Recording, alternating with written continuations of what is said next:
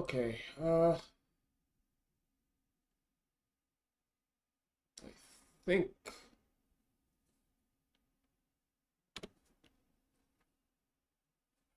I think I did all of this right. Just take this out. Yo,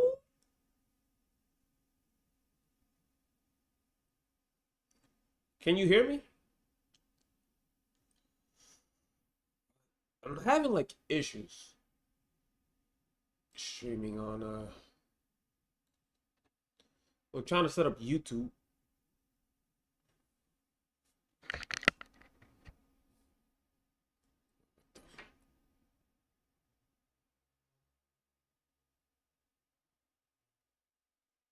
All right. Give me a minute. I'm having so many technical difficulties right now.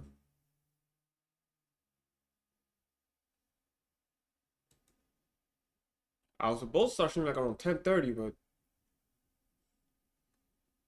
this thing is not being nice to me.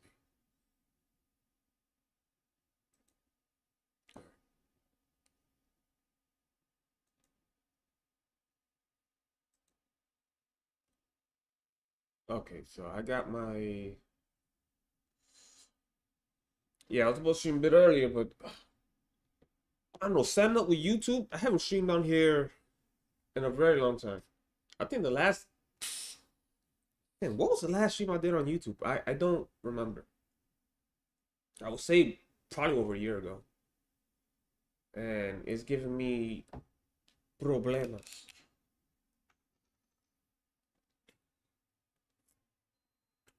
Uh, so yeah, while I figure this out, which I think I pretty much got. Uh thanks for everybody to tuning in right now. How y'all doing? Hope y'all having a great Friday.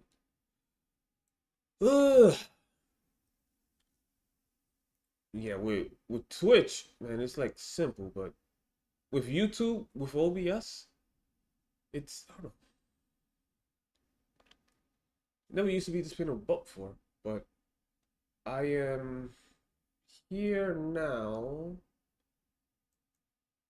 One thing I'm trying to do is I'm trying to see if I can get OBS to show the YouTube chat. Because I gotta go to my browser and pop out the chat.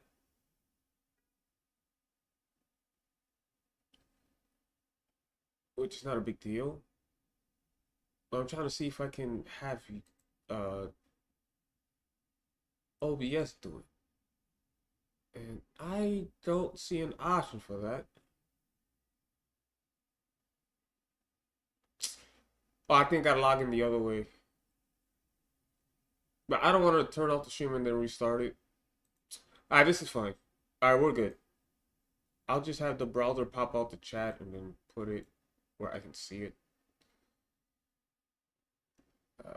Yeah, okay. So there we go. Alright, we're good. So you guys can hear me. You can see. Oh, what a hassle. Freaking technology. Oh, another hassle. Since I haven't touched Smash in like, what, 6 months? I gotta get my adapter. And I gotta put the game in the thing. Oh my god. I am such a mess right now. Oh, I am such a mess. Forgive me, man. It's been like half a year and I'm coming back as a mess. Uh okay. My game should be okay. I got the game. I gotta put it in the thing. I gotta get the game. I gotta get the controller, the freaking adapter, everything. 6 months, 6 months, like half a year of not touching this damn thing. I gotta see. Do I even still know how to play this game? We gonna find out. Yeah, while the game is loading up, I'm gonna. Where is it? I gotta get my adapter.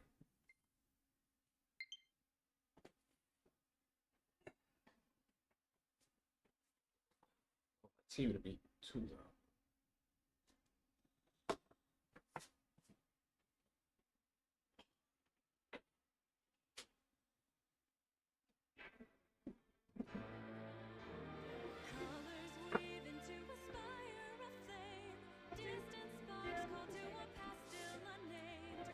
I feel like the streaming is picking up.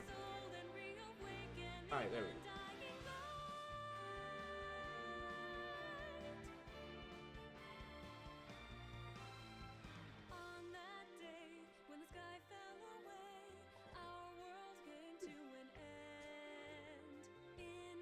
Yeah, once again, guys, ladies and gentlemen, I do apologize. I did not think trying to start this stream would be a pain in the butt, especially for YouTube, since I mostly do streams for Tune on Twitch. So yeah, I do apologize. I'm a big mess, but I guess when you haven't done something for a while and then you coming back and you think everything's gonna be good, it's not. You know what I'm saying? So the way I got my thing set up now, I should have plugged everything in before starting.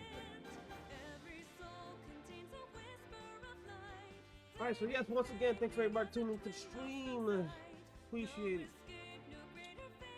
So we gonna talk, we gonna catch up. You're gonna let me know what's been going on in the Smash scene though. Do we have any new and upcoming Peach and debut players dominating? Or is it still the same, what is it? Umeki, Mute Ace, like, that I haven't kept up with anything. 6 months, I've been thinking about smashing up and I've been focusing on myself. So, I don't know if the game's too loud. If the game is too loud, you can barely hear me, let me know, but I think I got it. Sorry.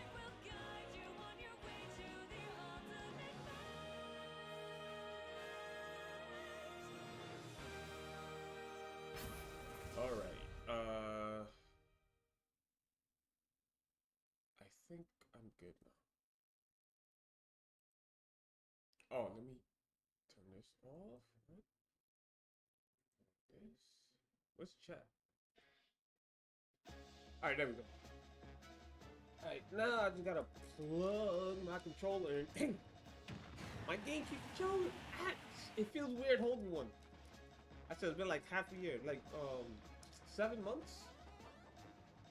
7 months and, yeah, like 7 months.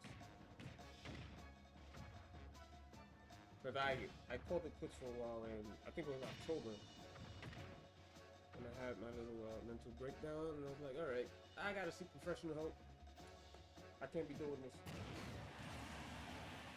So I took a 6 months, or 7, hiatus. I gotta check my VTV volume.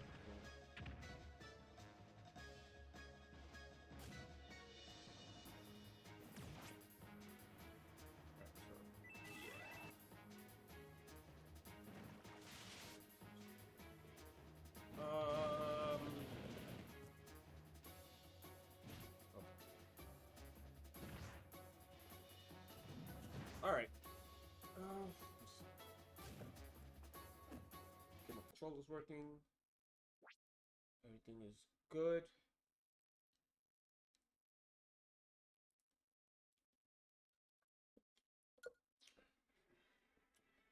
Next time I wanna try the multi-stream. Cause there's a way where you can stream both on Twitch and the YouTube.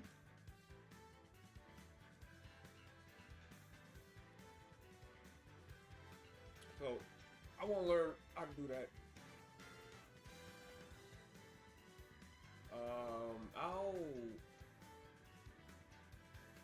I'll look into it.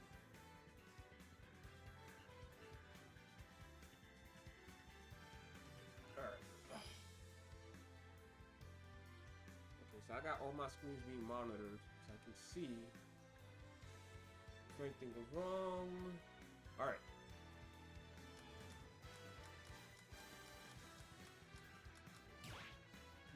I meant to go to training mode and then I went here. See, I'm off. 6 months not touching this game and losing brain cells. Alright, where's training mode again? Alright.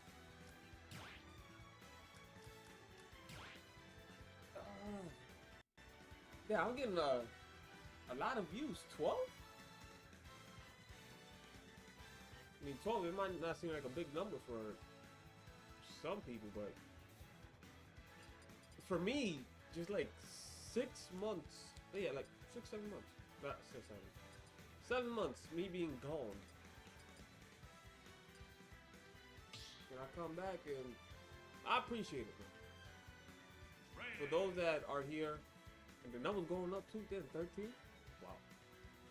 But yeah, those that are here, you know, once again, things appreciated. So your boy I just had to step away. I know like a few months ago I said I was working on the Peach and Daisy guide, the 2022 edition, which we are now in 2025. Jesus Christ.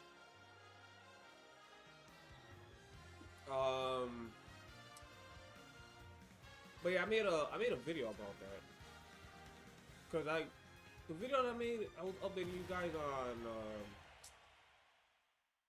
why I haven't been dropping any of the YouTube content, right? Like the guides and stuff, and I said I was feeling better and I was going to I was currently working on the Peach and Daisy guide, but after a while, I just said, like, you know what, let me I don't want to be pressured yet in case anything happens. Like when I start getting into Smash again and playing, then I'll work on it. Because if I don't feel well and I say one thing and then, you know, it'll drop, which I kind of technically did that, but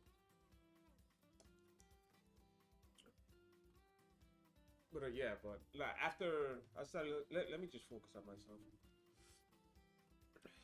It was hard to like either be motivated, and I was feeling better, but still I was working on a video and I was like, I wasn't really into it just yet. And I didn't want to make the video like crappy. Like I want to make good quality, be as in depth as I could.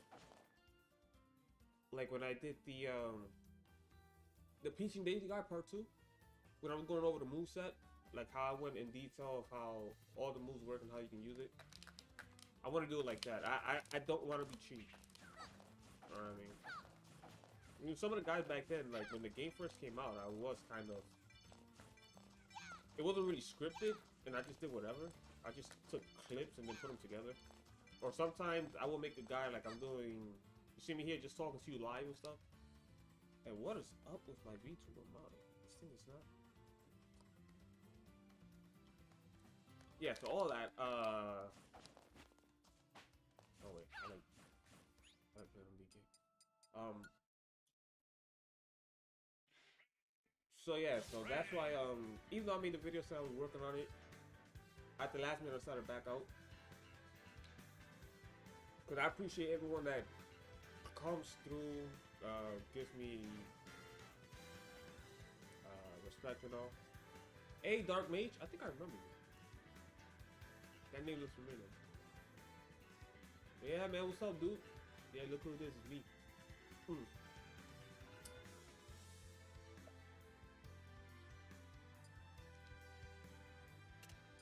But that's basically the gist of it. So after 7 months of, you know, mental health, getting that fixed, I feel a bit better now. I haven't been as, I think like after March, because I went for the mental health thing in September. That's when I had the mental breakdown. And I think since, what? October, I started feeling good, like my depression went down. So I don't feel depressed as much. I can focus a bit more. The only time when I lose focus is like if I'm burnt out or tired, which is a normal thing. You do something for a while, like if I play Smash, like for example, I could probably be playing and, you know, I'm tearing it up, but then after a while I just get burnt out. I run out of fuel. I'm gonna stop playing, you know, backwards. which is a thing, you know. It's nothing for me to get worked about. So when that happens, I'm like, all right, I'm gonna chill out. I can't go anymore. I played good today, so we'll try next time when I'm refreshed. Uh, but yeah. So after 7 months of recuperating, or whatever, I'm feeling good. So I'm gonna start for now to not put too much pressure on myself while I work on the bigger projects, like finishing up the 2022 guide. I'll do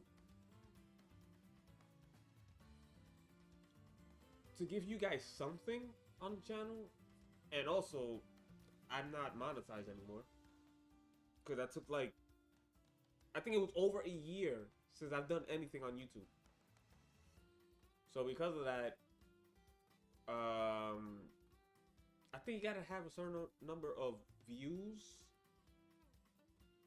within a year, and if you don't keep that up, you lose your monetization. So I don't get paid by YouTube anymore for people to watch my videos because I went on a hiatus for a year. So I gotta put in the work and be on that YouTube grind again. Which, so you gotta work for it, man. You gotta work for your money, you know what I'm saying? So when I work on the bigger projects like the guides, I'll do like streams like this where I just play games, or even days where I play viewers. And I'll drop analysis videos. So that way, yeah, when I'm working on the bigger projects, you guys can still get advice from me when I watch videos and I break it down. I'll do that. Oh yeah, Smash is always I've always had pressure when it came to like Smash, and mostly where the pressure comes from is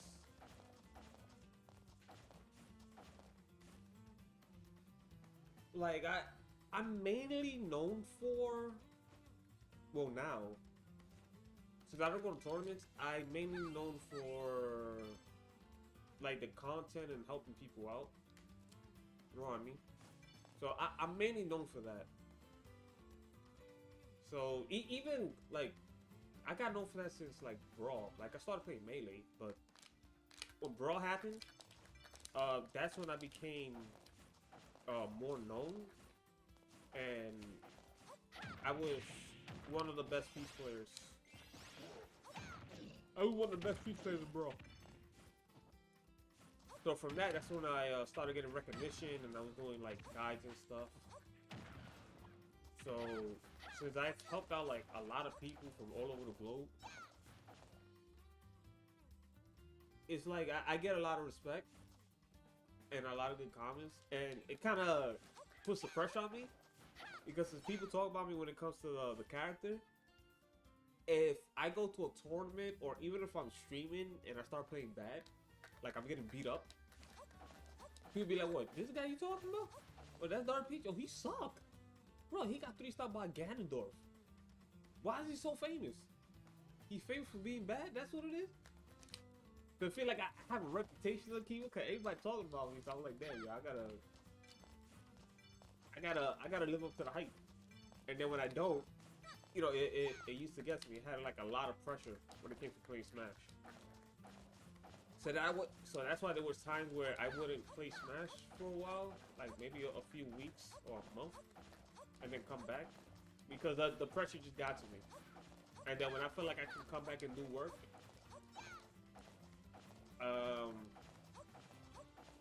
I would try again, but again, my mental health was just really, really bad. Over the years, it got better. I say like probably 2022 maybe? No. Yeah, like 2022 or 2023. Like, it was a little bit better. I was less toxic, but your boy still wasn't there. I still couldn't focus. Yada, yada, yada. You know the story. And then when that mental breakdown happened last year, September, I was like, okay, that's it. No, I can't live like this. I can't do this. As long as I'm like this, I can never be good at Smash. The only thing I can do is, I guess, be a dictator. I don't know if that's the right word. I feel like more of a tactician. I just make videos that help people get good and use my advice to go to tournaments and make the other people cry. So they're complaining about Peach and Daisy on Twitter. And YouTube. And then when I see people getting better from what I'm saying, I'm like, see, man, I know my stuff. Look at that. I know what I'm talking about. I just can't play. Like, I can't function in matches, whether it's a friendly or a tournament. Because the last tournament for Smash that I went to was 2016. Yeah, 9 years. Woo, 9 years since I haven't been on the stage. And from there, I just became a Wi-Fi warrior and focused more on making content. So the Peach and Daisy players out there, they could be more than Wi-Fi warriors and go out in tournaments and, you know, make that money so they can pay the rent. You know what I'm saying? Because people get first place and you can't get first, they take your money. How you gonna pay the rent? That's your rent money they're messing with. You need that. So, but yeah, that's basically it. So for the plans, as of right now, I'm not gonna go too hard. Small goals. I will say, I'm not gonna make any promises because I don't want to do what I did in the last video. But I said, oh, I'm working on part 3 of the Peach guide, and y'all like, okay, where's that though? You're a man of empty promises. What are you doing? So no, I want, because I thought I would be good, but then I just wasn't feeling it, and then like the pressure was coming on to me, and I didn't want to make the video crap. I wanted to like take my time. Pretty much I have much stress and pressure on me, so I will say that I want to start going to tournaments in the summer. I'm gonna be practicing more and stuff, but I want to start going to tournaments in the summer. And yeah, because I've never entered a tournament for Smash Ultimate. Not a single one. For like what, the 5 years, 5-6 years that this game been out, I went to maybe 2 or 3 locals, but I never entered. I never entered. So since this game's been out, only like 2 to 3 locals I've been to. And I just went there just like to play people and just, you know, just play offline. But getting to locals and tournaments, I do not have an issue doing that. I don't have a single issue. If I want to go to a tournament, I can go to one easy. There's a lot of tournaments in my area, whether in my state or nearby states. Since I'm in the tri-state region, when it comes to getting to a tournament, don't have an issue. If I don't have a ride, I can easily get there by myself, no problem. So tournaments, there's no excuse. If I want to get to a tournament, I can get there, no problem.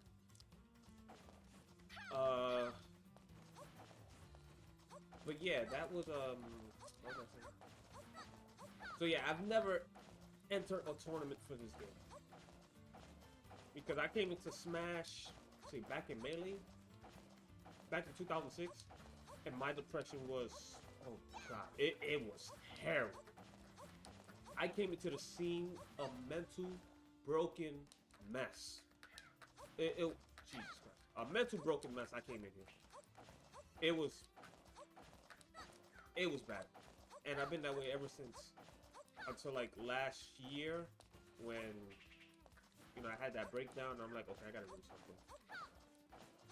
But yeah, I came in a broken mess.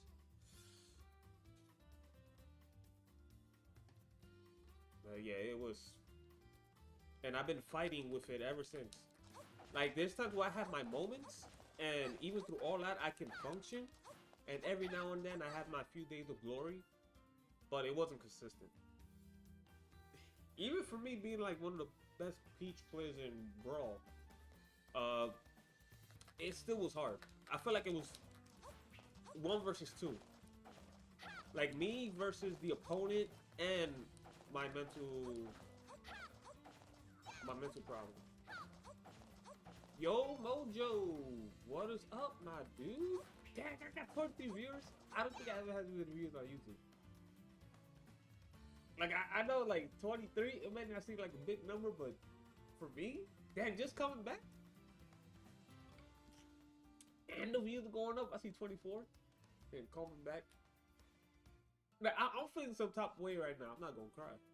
You know, I don't cry. You crying. Anyway, yeah, man, but I've always appreciated the community, or like my fan base, because like I'm not saying fan base like, you know, fangirls or whatever, cringe, nothing like that. I guess just people that I say respect what I do, my content, and follow me and stuff. That's what I mean by like fan base. I'm not saying that, you know, I got the paparazzi on me, you know, I'm some popular dude, but yeah, the fan base, I really respect you guys, because you there's times where you guys give me the amount of respect, like if I'm going to tournaments and freaking taking people's money. You know, if I'm doing like what Umeki, Mute Ace, Ling Ling, all the dudes are doing. Like, you gotta treat me like I'm out there, you know, doing all that. And all I do is just provide the content. I give you guys the advice. You got questions, I give you answers. Y'all go on tournaments. Y'all put all that together, and then y'all win. Or if you don't win, you start getting better at the game. And then you work on yourself where you get closer and closer to getting that W. A matchup you don't like, be like, yo, this matchup sucks. Be like, yeah, the matchup sucks, but I give you the advice, be like, okay, this matchup sucks, but at least now I know what to do. And if I have an opportunity to land the hit, and know your punishments, know your edge guards, what you can and cannot challenge, all that stuff, then you start doing good. So even if you had a disadvantage, like, oh, this character counters me, okay, we out. I can't win. You're like, oh, no, instead you're gonna be like, oh, okay, this matchup, it's not my favorite, but I know how to handle it. All matchup, just like these matchup charts and whatever, the percentage, all it says that you have to work a bit harder than your opponent, and your opponent has the advantage. That's all it is. That's usually how I see it.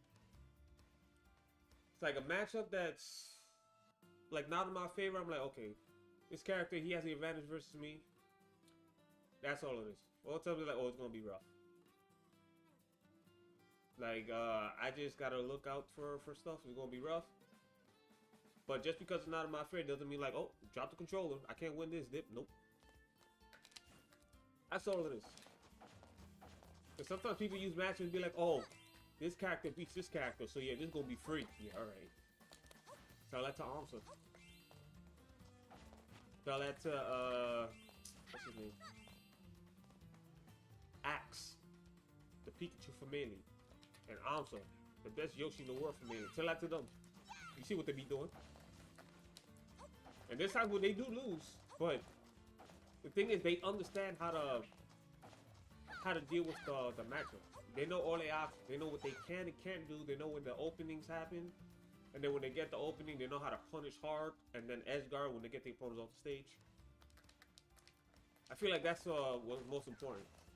Because some people, they get into matchups that are not in their favor. And they're like, oh, this is cheap. And then when they're losing, we're like, oh my god, I can't do this. Oh, I blah, blah, blah, blah, blah, blah. Then they just write angry hate comments at Twitter. On Twitter, right? Be like, hashtag Sakurai fix your game. Hashtag Sakurai fix Smash Bros. Hashtag Sakurai win Smash 6.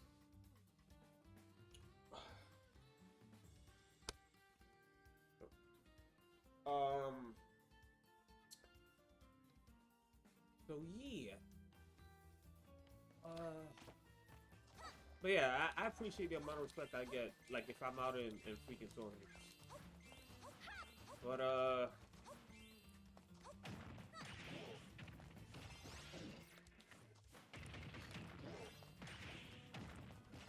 but yeah, so yeah, the plan for right now is I'm gonna start working on the guide. But again, I don't want to push myself too hard and get burnt out or get stressed or whatever. So I am gonna be working on it. But at the same time, I'm gonna be dropping like content, like full content, because I gotta start dropping videos again, so I can meet the requirements, so I can start getting paid again. Since I haven't done anything on this channel for like over a year, and because of that, be like, oh, he ain't doing nothing. Alright, man, you lost your job. We ain't gonna pay you. So I'm gonna start with.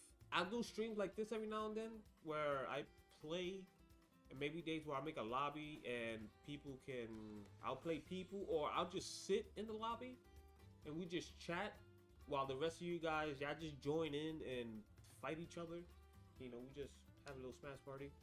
Do that and analysis videos. So while I'm working on the Peach and Daisy guide, you guys still have something that you can watch and gain some information so you can step up your Peach and Daisy game. Cause a few people they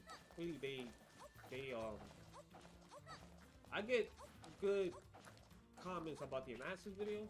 Sometimes I worry about it because like it's an analysis, so it's long and people get bored like after maybe like 10 minutes. But those who really want to step their game up, they watch it and be like, yo man, I learned a lot.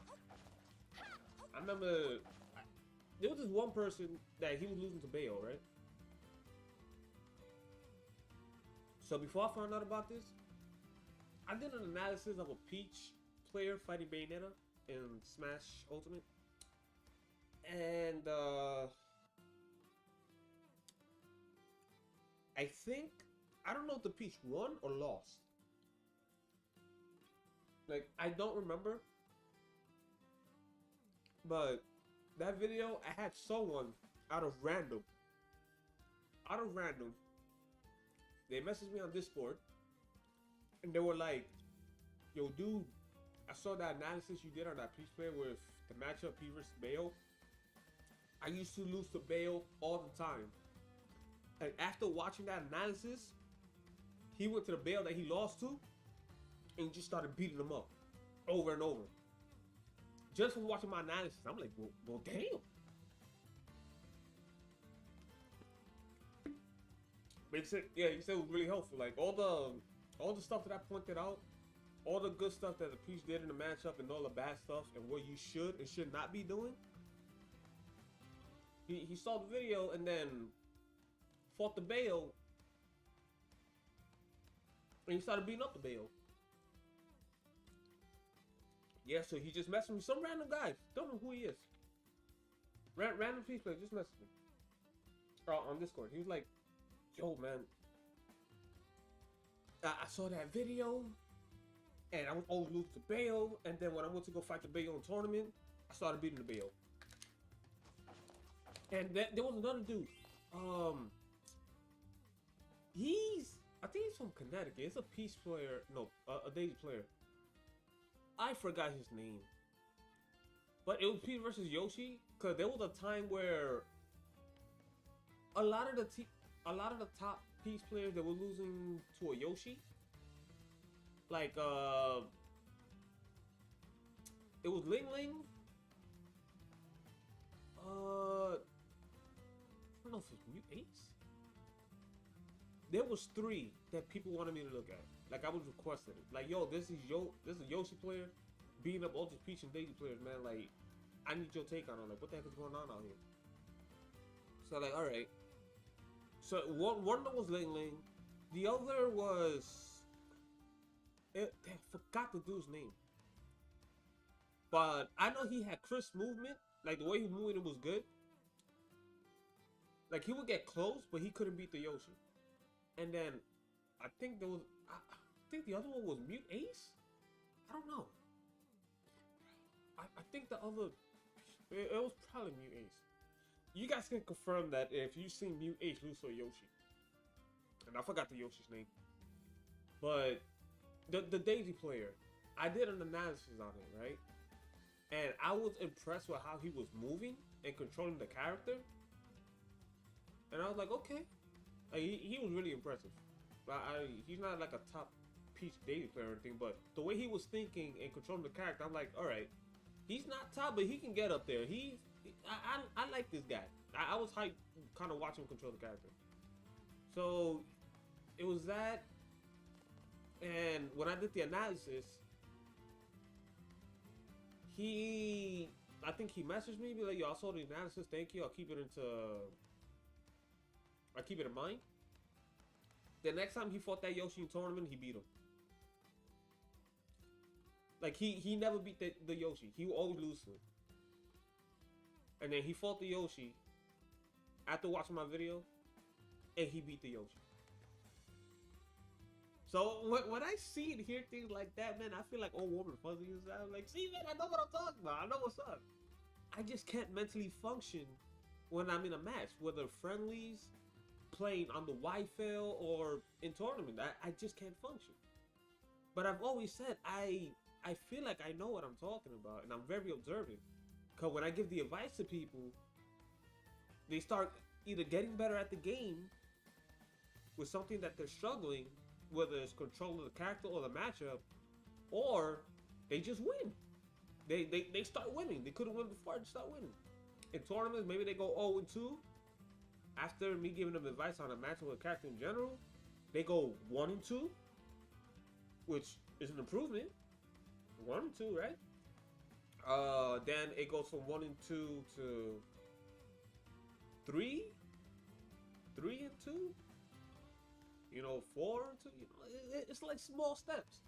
If people are improving slowly, like, that's what's up. Like, you can't rush it. Especially like if you ever try to play an instrument, ride a bike or whatever, you know, you're not gonna get it right away. Take baby steps. Don't go like, oh, I started playing Smash like 5 minutes ago. I want to go to a tournament, my first tournament, and win. It's not gonna happen. Realistically, it's not gonna happen. Like, you just got into Smash like 5 minutes ago. There's so much you need to learn. And you're trying to tell me like next week you want to go to a tournament and actually get first place? When the top players in the world are going to be there? Or the top players in your local area are going to be there? It's not going to happen. Take small steps. You're most likely going to go 0-2. So try to work on not going 0-2. Go 1-2. Or if you go 0-2 to a person that you can't beat, at least get better at trying to beat the guy. Like, if he 3-stocks you every tournament, try to make it where he doesn't 3-stock you. Try to make it where he probably 2-stocks you. Like, okay, you're getting better if he can't 3-stock you anymore. Now try to take off like 2 stocks. Right? Now, okay. Now I can take 2 stocks. Before I couldn't do that. You know, in just small steps to eventually you can send the fool to freaking losers bracket. Or if he isn't losers for whatever reason, you can send him to spectator mode. Hey, that's how you gotta do it, man. Like back then, I always told people that I try to keep it in mind, but again, my mental, the depression, the anxiety, hard for me to focus, all that stuff, it was just really hard. Like, I couldn't do what I preach. Like, I say do all this and that, right? But then when I'm playing, it's like, I guess the anxiety kicks in, I'm afraid to do it, because I'm afraid of losing or messing up. And it's like, dude, the way you play normally, you're losing regardless. The way you play normally is not working. So, why do something that's obviously not working when you could do something that has the potential to work? Even if you're still losing, just get better at your craft. Like, this is the answer. I have to do this. To, say you get an Edgeguard, right? And there's a character that's free to Edgeguard, like, say Luigi or Little Mac. And you keep letting him come back.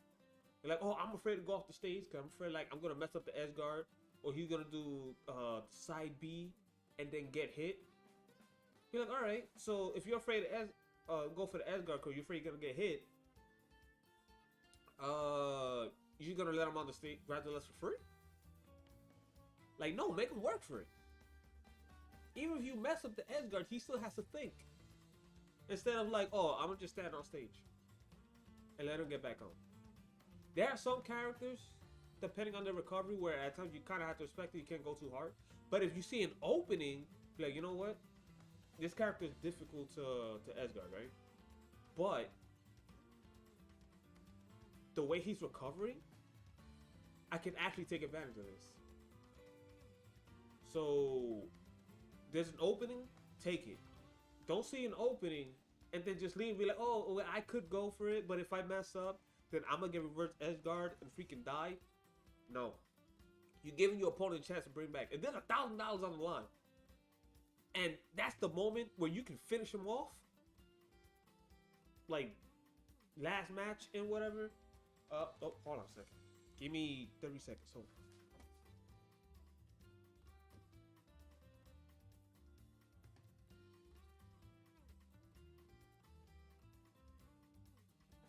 Okay, sorry about that. Somebody was buzzing my phone. What was I saying? Oh yeah, it's like grand finals, final game or whatever, and you can finish the game off, right? Like your opponent is off the stage, you get this Edgeguard that you've been practicing for a while at home. You get this Edgeguard, that's it, you win. But it's like, oh my god, if I mess up this Edgeguard, I lose $1,000. Be like, dude, you practice it. Sometimes you just gotta do it. And if you don't, then yeah, you play it safe, and you could probably still win if you let him get back onto the stage. But you're giving him another chance to bring it back when you could have just ended it right there.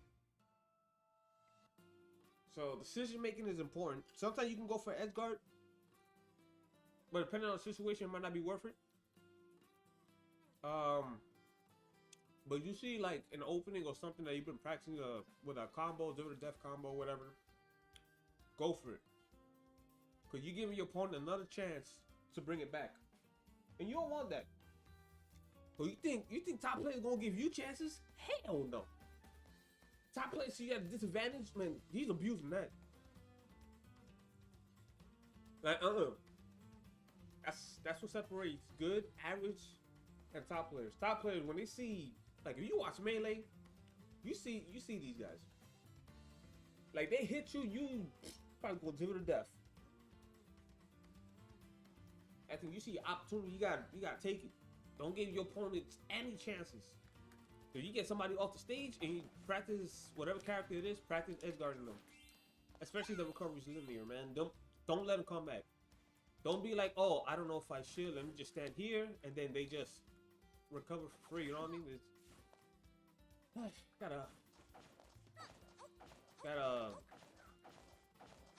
you gotta, take chance, practice your craft. And the best way to do that is, if it's not in tournament and you playing in friendlies, practice that. Like, say for instance, you fight in a Meta Knight, and he could be tricky to Edgeguard because the way his up B is. If you're the friendly and you're fighting a Meta Knight, practice, like theory test. Be like, okay, he's in this position, so he's probably gonna be forced to up B. So let me see if I could deal with that. Maybe with a time turnip toss or whip out the baby. Or you're fighting a Bale and they have to recover in a certain way. Be like, okay, she has to up B here or side B. So you time it, and depending where you are, you can toss a turnip or go out there and oops, not side B. Go out there and counter. Oh, why she doing side B? I said counter. There we go. Go counter, right? Could do that type of counter, depending on the situation, right? Like that too. So that way, if people are hugging the stage, had the baby on the stage, or you could do that, but you drop too fast. So I like to do it.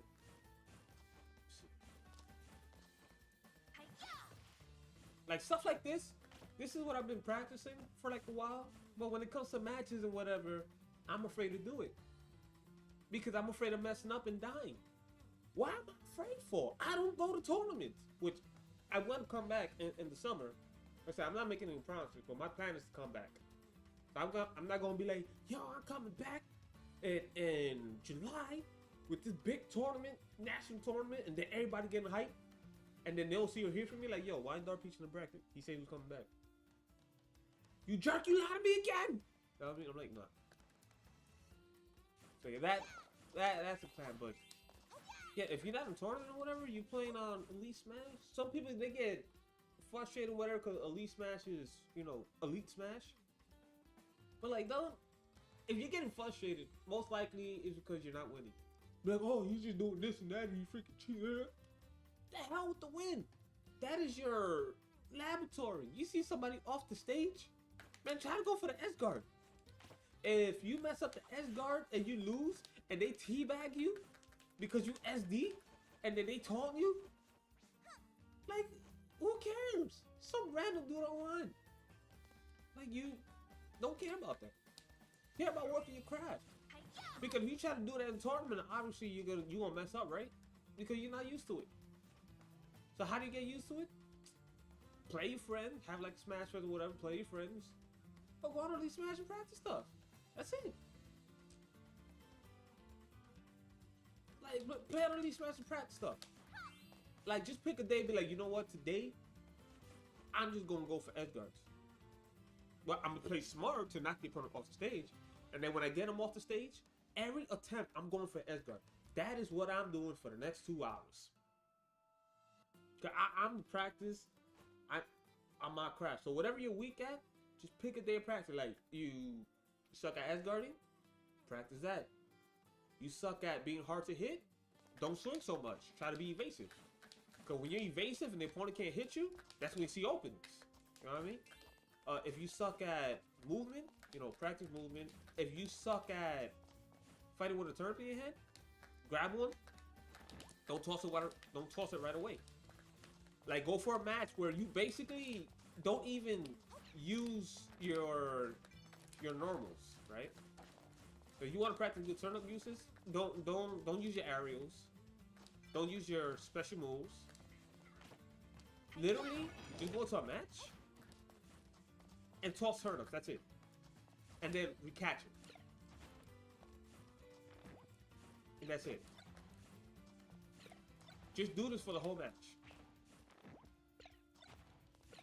And it doesn't even have to be against a human. It could be against a computer. Like, put the computer to like whatever level. Me personally, I put it on level 9. And the whole match. Don't use anything but this. And if you mess up, or the turn disappears, get some space where you can grab another one, and then rinse and repeat. Just do that. You do that for like, 30 minutes or an hour, however long you want, I guarantee your turn again will improve. And then you combine that with, you know, your aerials and stuff, and, bro, that's it. You know, sometimes you just gotta keep it simple. Think outside the box. People say training mode sucks. Oh, training mode ain't that great. There's not much you can do. Think outside the box. You can use training mode to practice your turnip game. Your turnip game sucks. You don't even need a human. Put the CPU on whatever level. Me personally, level 9. And just use turnips. Toss it, recatch it. Toss it, recatch it. If it disappears, grab another one. Rinse and repeat. Kill the CPU with a turnip. The only time you should do another move is if for whatever reason you get knocked off the stage and then you have to recover. So you either recover with side B, up B. That's the only time you use anything else. If you gotta recover. Once you're on the stage, only use turnips. That's it. So yeah,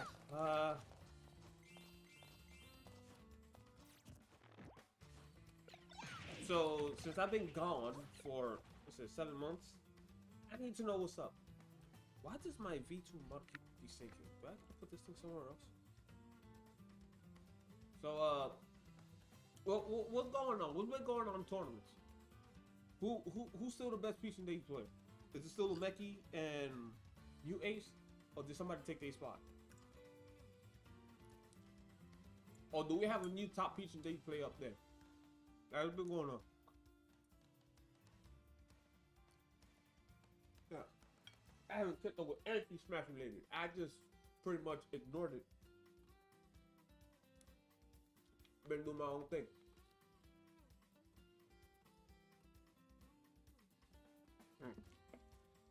Also, how y'all doing? Man, hold on, man. Let's talk about your Peaches and Daisies. How your Peaches and Daisies looking?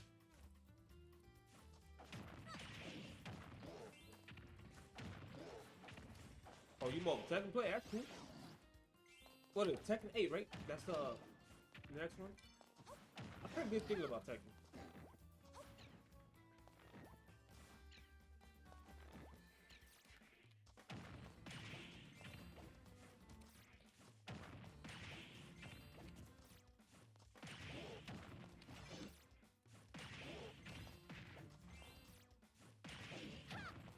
Your Daisy, your Peaches improved, but lacking a few things. Well, that's good. Improvement is better than no improvement. I'll tell you that. If you're improving, that means you're doing something right. If you don't improve, that means you're doing something wrong.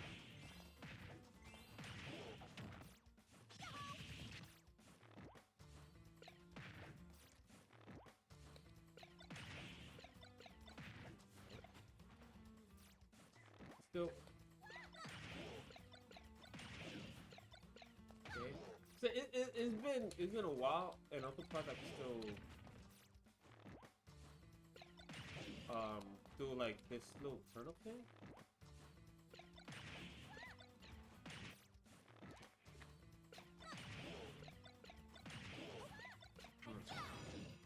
The one thing I do need to learn though, especially before I go back to tournaments, is the what's it called? It was originally called the turnip train. I don't know if people still call it that. It's basically where you loot turnip sauces on the ground, where you do this, that, and do it over and over. Like, I suck at doing that. That's the one thing I need to learn. It's funny, cause like I'm one of those Peach and Daisy players, right? And I don't even know how to do that. And all the other dudes, whether from mid-level, advanced level, top level, they don't know how to do that. And the guy that helps people with the character can't even do that.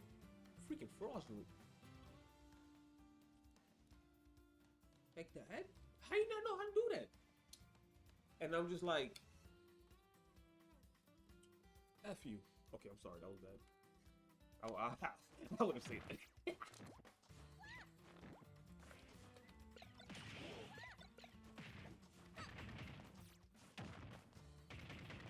Yeah, my new chat got better. Sometimes I relook at the notes you gave back in 2021. Oh.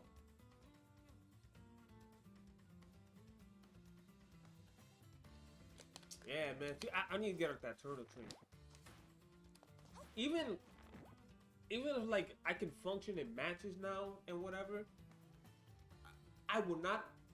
I'm gonna hold myself back from going to a tournament until I learn that. Because I need to abuse every tool possible. Like if I have an opening to do a turnip train and kill someone, I need to do it. Because if I don't, I'm giving my opponent another opportunity to bring it back. Like hell no. Sure, I gotta pay the rent this month. I need that money. You ain't gonna stop me. I got kids to feed. Well, not me, but some people. I'm saying that. So I gotta end it. I gotta end it.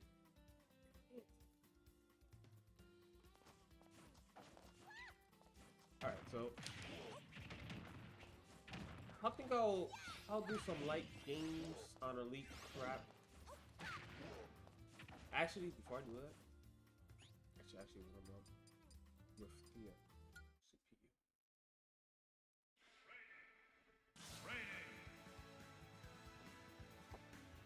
I haven't played the YFL long time, but I still need to have good control. I don't want to go into a match feeling all blah blah blah blah blah. So usually, what I tend to do, sometimes I get lazy and I don't do it, which is bad. Don't be like me.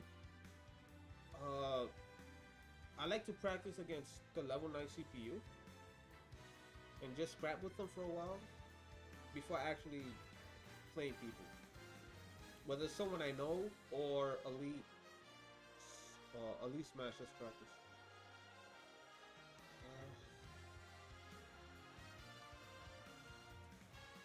So this is usually how I do it. I start with DK because DK, he hits hard, he has good range, he's not that slow, and if I knock him off the stage, he's not that hard to edge guard.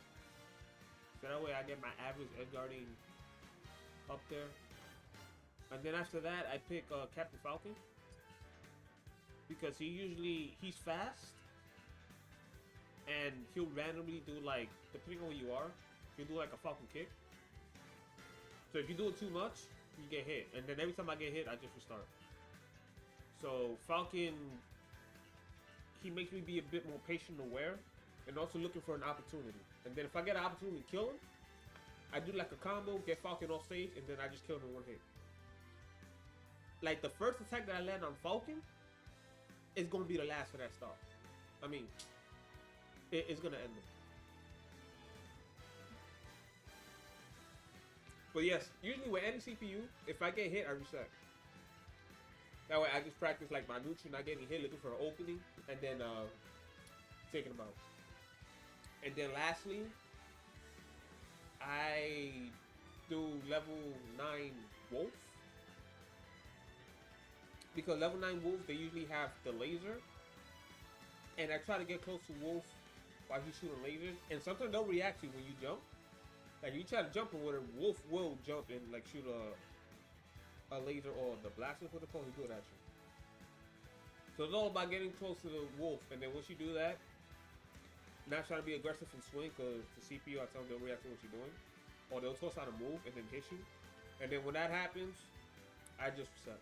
I also do it against the Links, like Young Link, Toon Link, and whatever, because at the start they start throwing bombs and boomerangs. So I try to get close without getting hit with a single one. And if I do, I just reset and try it over. So that's a good way to help dealing with projectiles, getting close and not getting hit. So yeah, give me a minute. I gotta change this. Oh, what up, Hayden? Good, just chilling. Yeah, I got 39 people watching. I don't think I've ever had a stream with 39. That's it. Once again, man, I appreciate everyone that came here, is watching and chilling. So the rundown for today, I'm not gonna go like too hard because I don't want to overdo it and then have signs of me crumpling with this game and losing motivation. So I'm gonna scrap with the CPU while talking to you guys for like maybe 10 minutes, and then Elite Smash for a little while, and then that's it. But I will be doing constant Smash streams, and for the content, while I'm working on the Peach and Daisy guy, I'll drop some analysis. I'll do an analysis video. I'll look up the latest videos for Umeki, Mute Ace, all them dudes, and I will do an analysis.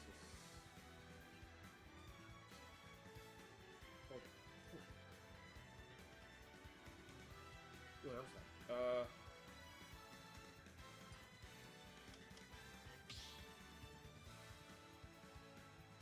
So yeah, like I'm a bit nervous, like coming back to to Smash.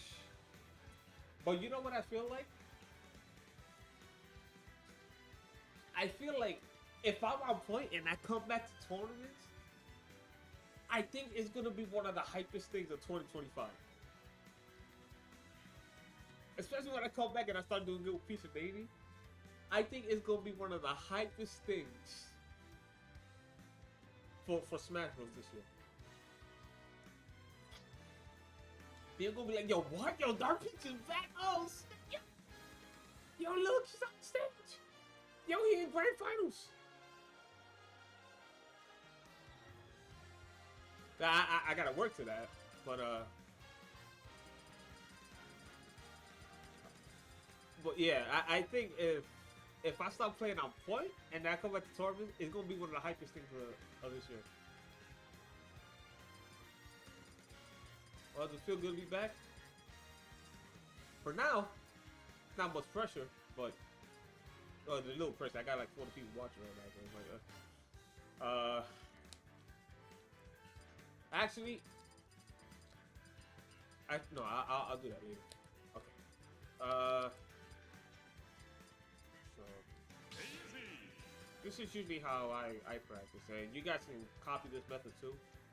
Like, if for whatever reason elite crap is too much and you don't got nobody to play with, he'd be like, oh well, damn, training mode sucks. I don't got nobody to play. What am I supposed to do? And you gotta think outside the box. Don't listen to what people say. You know what I mean? Alright, so here we go. So here's what I do. Level 9. That's it. You can put on any level you want, depending on what you're practicing, what you're trying to do. Me personally, I like to use the characters that I mentioned, DK. And then from DK, I go to Falcon. And then from Falcon, Wolf/Toon Link. Or I'll probably do all 4. But I usually start with DK because he's not as fast as Falcon and he doesn't have a projectile. Alright, so level 9. Stale moves on. So that way if my move gets stale when I'm trying to do a combo or looking at percent, I keep in mind like, oh, okay, I use this too much, it's not gonna kill. Gotta use another option or refresh my moves. I take this off. Wait, no, not that.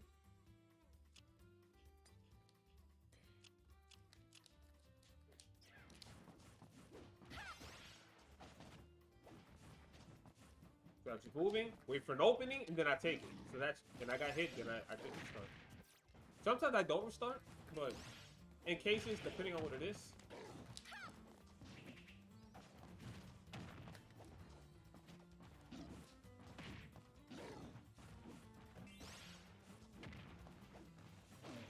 Okay, and then I just do that. And then while doing this, another thing I try to do is remain center stage. Because sometimes I know people run away, and then look, now I'm in the corner. You know what I mean? So if you feel danger,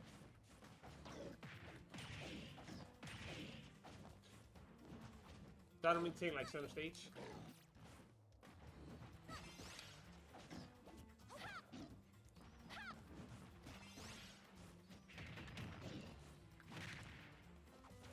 Oh.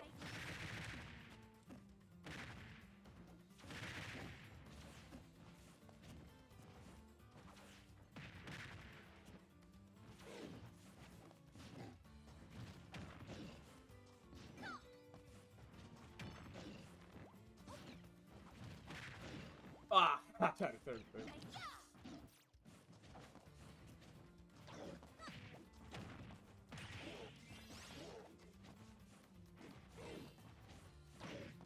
Oh. Okay, trying to get hit.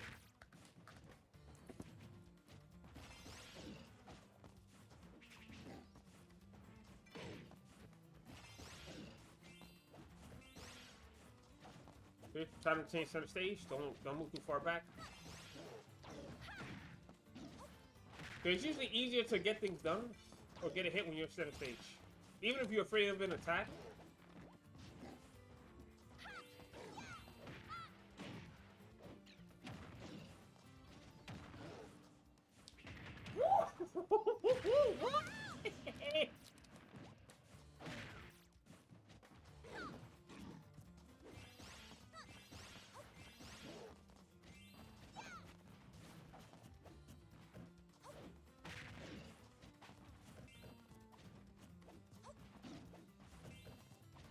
Mess up the punish there.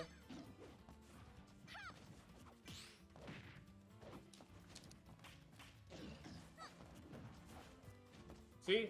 And you see I haven't used the turnip yet, right? So like I'm practicing like fighting barehanded.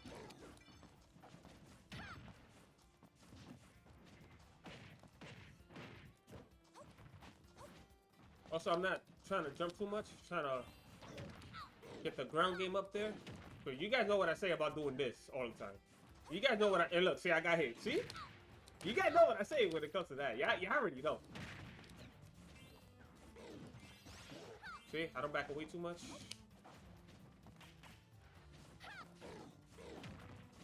Try to do a little sneaky pressure there.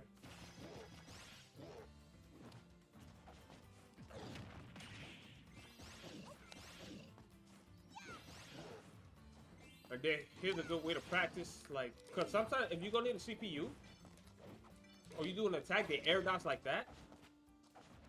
I don't know about the other levels. I know level 9 does it consistently. So you can use that to practice frame traps if the CPU tries to air dodge.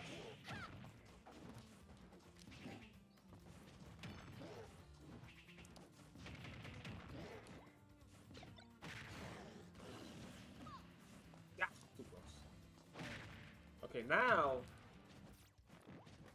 practice fighting with a turnip in your hand.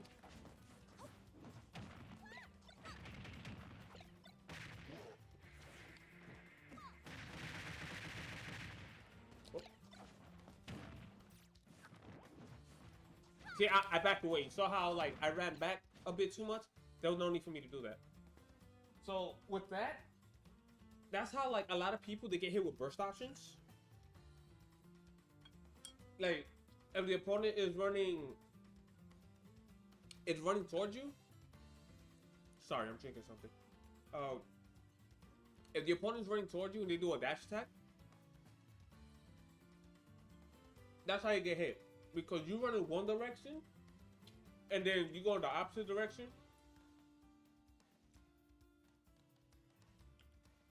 and then you're running into an attack. So you can't react or you don't toss your move fast enough. If anything, if you are gonna run back, you could do an instant dash attack in the other direction. Yo, Raid? Jade Brick Raid? Yo, thanks for the raid, dude. Thanks for... Why does my VTuber model keep...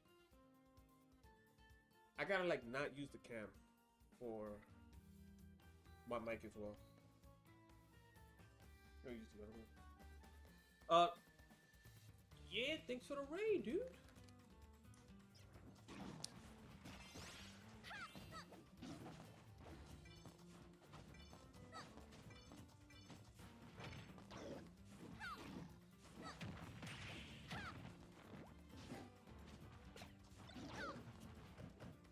He's 3 subs away from his goal. Yeah, I'll give him a follow. A sub. And for my people that are watching the stream, 3 subs away he needs. Give it to this man. He took the time out of his day to raid me. He could have raided somebody else, but he decided to raid me, man. But yeah, check out this YouTube and give him that easy go. 3 subs away, man. 3 subs is nothing. That's easy. Easy.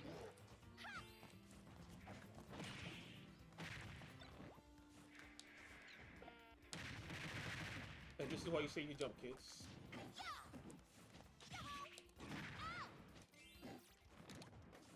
Alright. I lost train of thought. I was kind of autopiloting because the whole rate thing. Oh yeah, but as I was saying, do this, like, how you run back and then run in like that. That's how a lot of people get hit with burst options. So you don't want to do that. But that's a habit that I had a lot and I would get hit. So what you do is, wait, hold on. Computer. Just don't move. All right. So let's say I do this, like the people they do movement in and out, kind of how like you see in melee with dash dancing. So if you had a certain distance, let's say here, and then I run right, and the person you're fighting, they run behind you, try to dash attack. If I do this, and they immediately do this, I'm gonna run into a dash attack. Because I'm not doing anything. So, you could do two things. Because this is the most common way when people are practicing movement, how to get hit with burst option. I know it was one of mine. So what you could do is move back, instant dash attack. That way you have a hitbox coming towards you. Especially if dash attack is fast. Like Peach and Daisy's dash attack is frame 6. And I think Zelda's is also frame 6. So dash attacks that are this fast, this is good. So that way you don't do this when you're trying to like bait an opponent or move out the way and then go in to be confusing. You don't do this and then do this and then you run into like a dash attack or some type of option.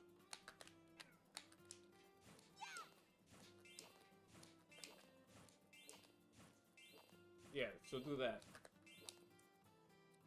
You can also mix it up too. Like you could...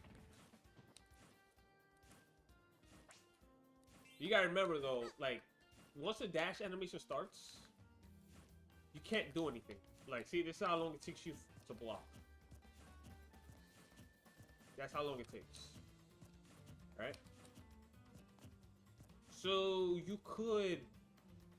So, because of that, the quickest options you can do is jump. I don't think you can instantly up smash.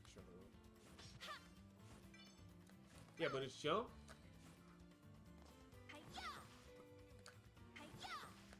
Okay, that doesn't work. Okay, side B, you can cancel the dash animation. Up B, you could. So side B, up B, not down B, and not neutral B. So side B and up B. So side B, up B, jump. I think that's it. Though luckily for Peach and Daisy, we can just do this.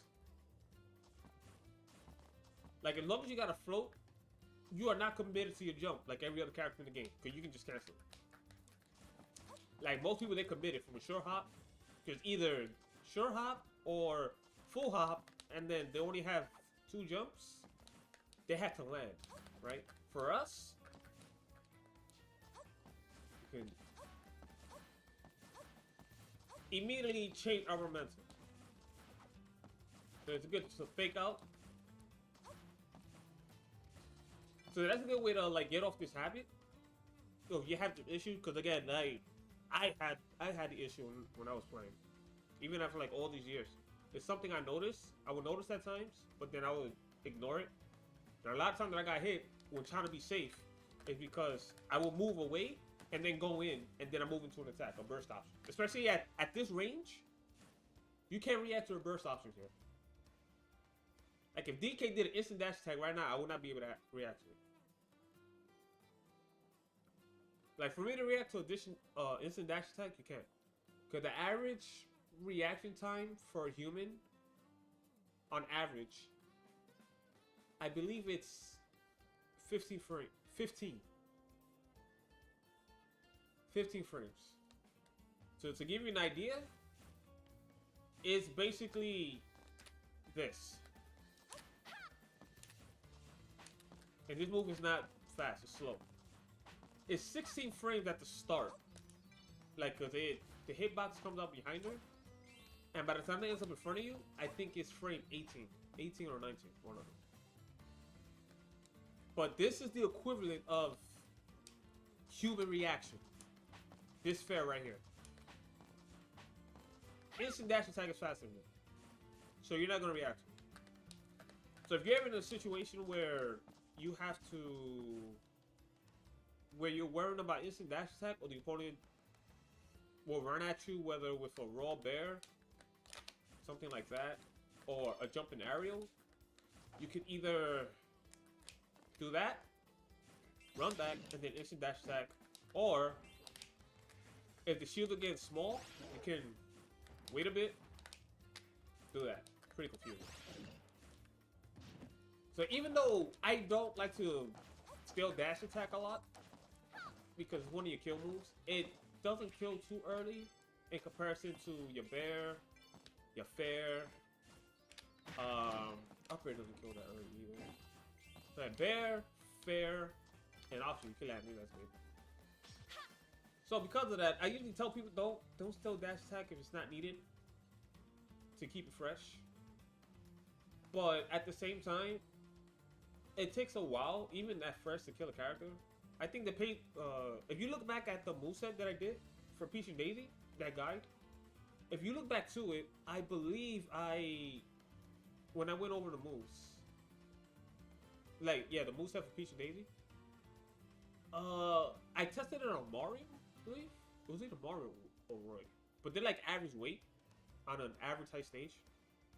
And I tested with good DI, the percent that dash attack will kill fresh, like unstale. So since it doesn't kill that early, it's mostly gonna be bear. And instantly when you get a dash attack, I say yeah, go for it. If you can keep it fresh and get another punish while you're building up damage, that's nice. But if the only punch you have is dash attack, then yeah. Because even though it won't kill like at this percent or whatever, it still puts the opponent in a bad spot. So you see, like with DK, either the opponent would jump, and then if they use their double jump, they say DK double jump there, he has to land. Either up air or frame trap with up air, they air dodge it, and then you just punish it. Put it there, the landing. So you can do that, or they try to come down with a button, depending on the character.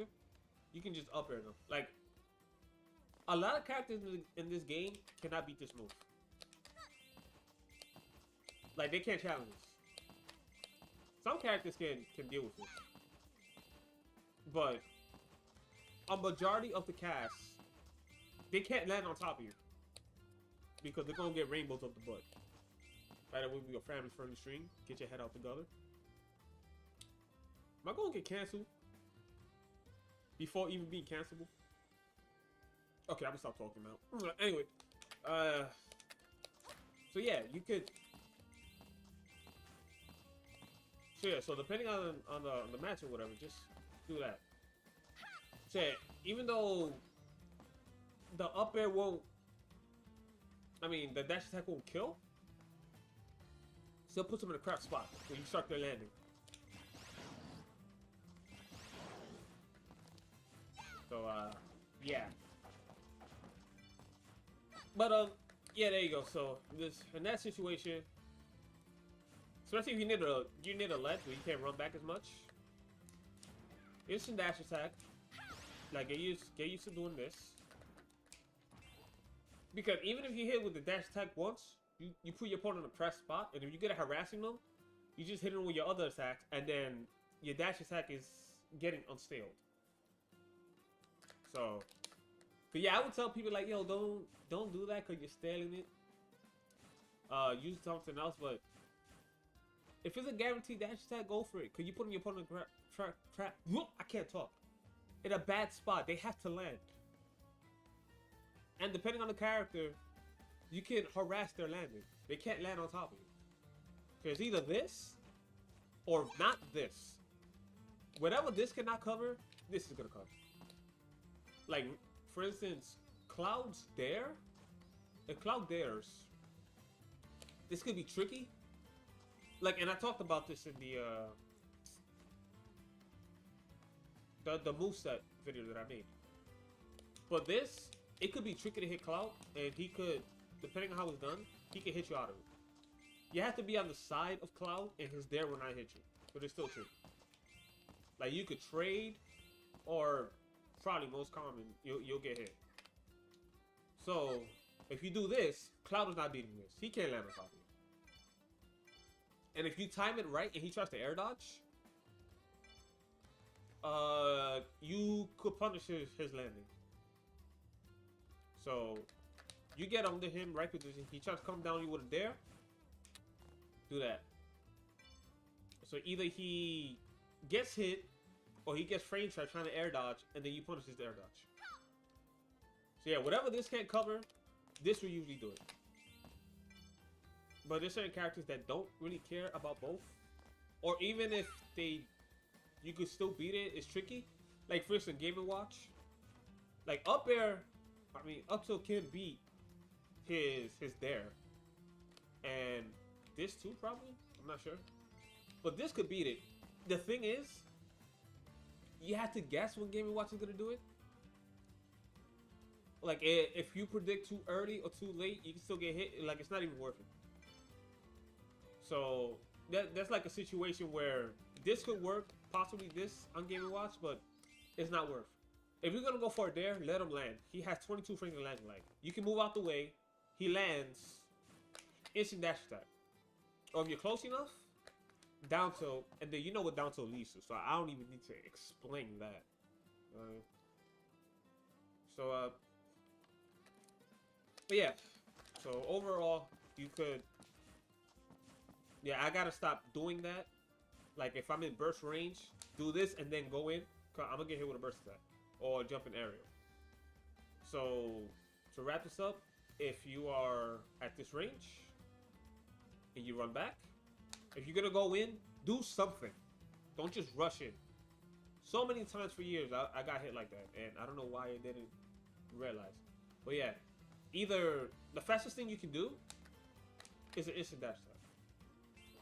And for those that don't know how to do that, I don't know if it works the same with Smash Stick. I would assume that it does. But what you do is, I'm running back, right? To the left. I'm gonna run to the right, where DK is. So I tap my control stick to the right. At the same time, the C stick to the right. You hit them both at the same time. Instant dash attack. See that? You don't even see the dash animation. So this is really good. And depending on the distance, let's say the opponent blocks it, and you space the dash attack, some characters can't even punish you. It's not safe. I think it's like, what, -14 or something? But certain characters, they can't punish you. You might not be able to throw another attack, because if you try to, they have frame advantage. It's -14. So you try to do something else, they'll probably punish you or evade. But, again, depending on the matchup, if you space it on shield, they can't punish you. So you might be able to run away. Or if you can't, you know, depending on the situation, block. Or if you know what they're going to do out of shield, you can counter it. Say that, again, it depends on matchup. But. So yeah, either run back, go in with a dash attack. If you're going to go in with something. So you could go with a dash attack. You could that. So another thing you can do. It's slower because dash attack is frame 6. To do this, the bear's frame 6 plus the 8 frame jump squat. 8 frame. Oh god, why did I say that? It's not 8 frames, sorry. Plus the 3 frame jump squat. So that's 9. The 1 frame to float, which is 10. So it's a 10 frame option. The difference is, the bear is a bit safer. And if you do like this, if you do that, the hitbox is out for 1 frame. So that's the thing you gotta be careful. Because what you do is, what is it? you have to let go of your float and then bear. Because I'm gonna do a floating there and then let go of the control stick. You see? I don't fall down right away.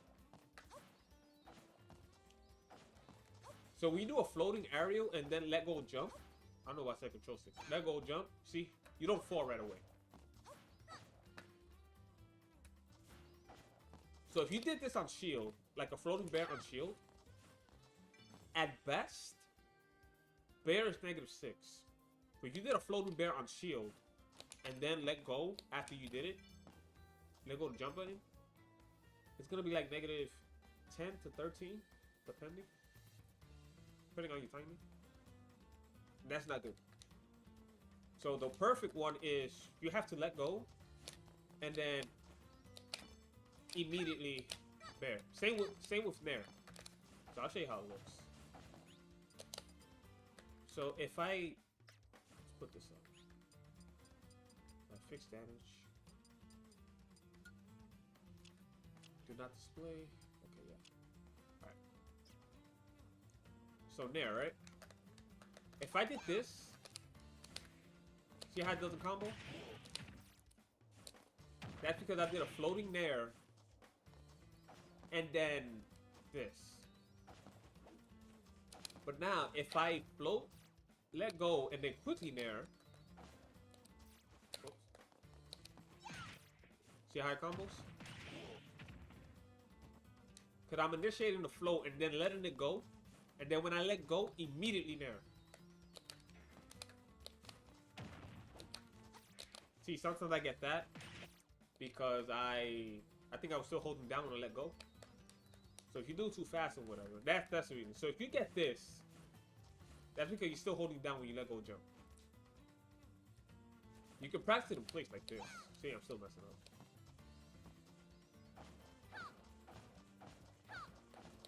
Yeah, sometimes you can just do it slow. Just get ready to let go. Do it slow like this. Right. And then when you get used to it, you can go faster, which, again, I kind of suck right now. But you get the idea. So yeah. There you go.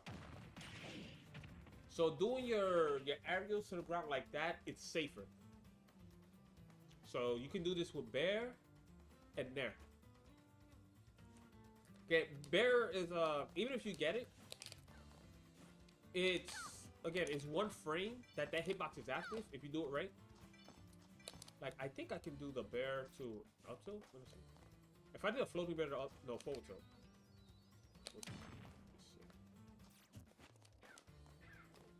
Yeah, that didn't combo, right? If I do it like this. See? Combo. So that's a good way to practice. To tell if you got it right.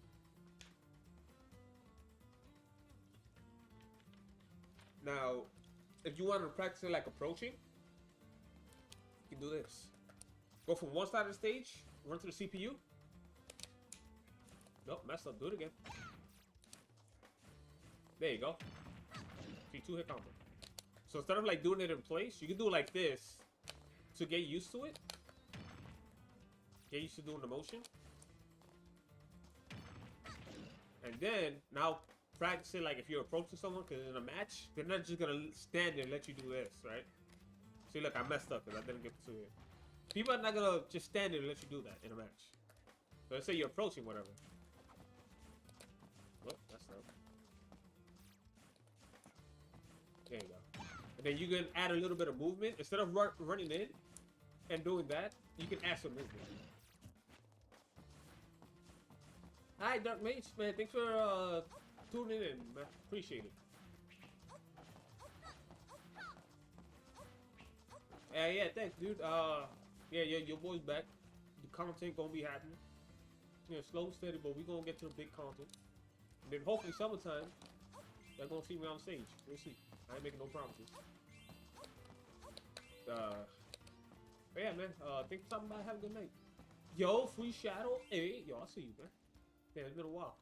How you doing?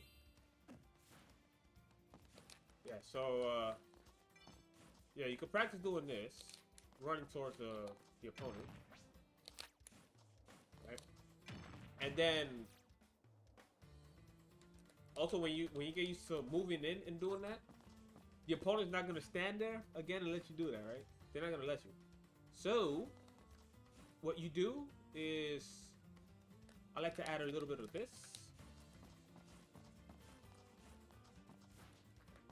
So that way, let's say you're going in trying to bait something. So 1, 2, 1, 2. See, I messed up. So let's try this again.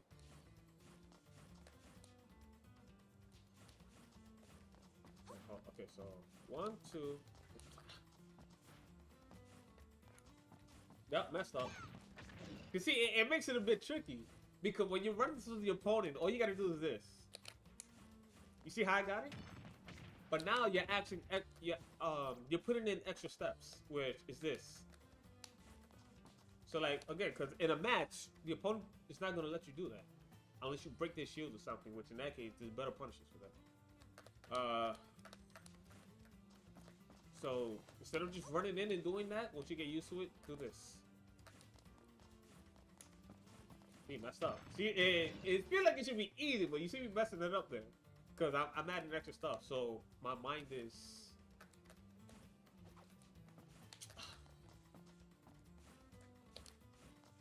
See, that was it, and I didn't pull the weight too much. Yeah. And this is also good for practicing spacing, too. When you're approaching, you're trying to mark a space.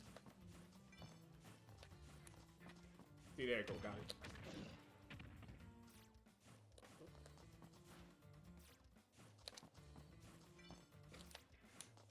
Oh, messed up. But yeah, you get the idea. And then you can also do it with Nair too. So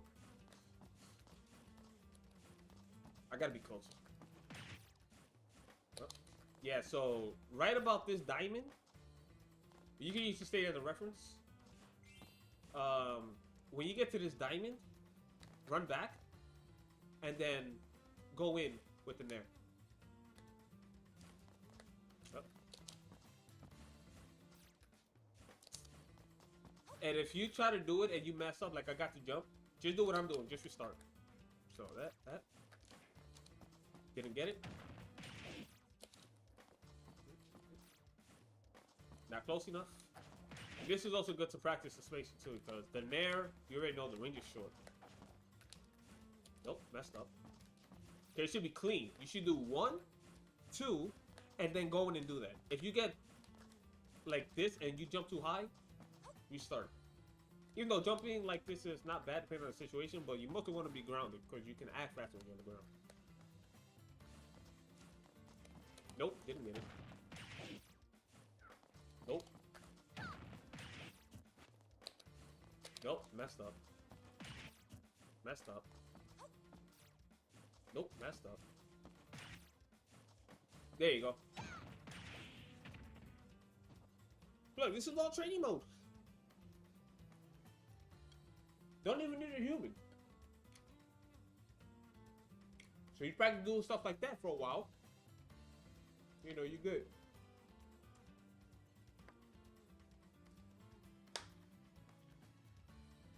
So, there you go.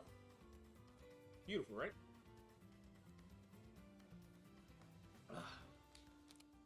So, yeah, so to wrap this up and move on. Just remember, if you're in a situation where you're this close and you're gonna go in, don't do what I did or do what some of you do if you're still doing that, which is fine because I did it too. And we're not gonna do it anymore because it's bad, because we get hit and we tired of getting hit, especially in tournaments, because people gotta pay the rent or that child support. I'm not judging. You know what I mean? Like, oh, can't be doing that. So, yeah, so in this situation, if you're gonna go in, do that, or instant dash attack, or raw bear. And if for whatever reason you whiff, since the move is out for like 1 frame, you the recovery time, I think it has 7 frames of landing light.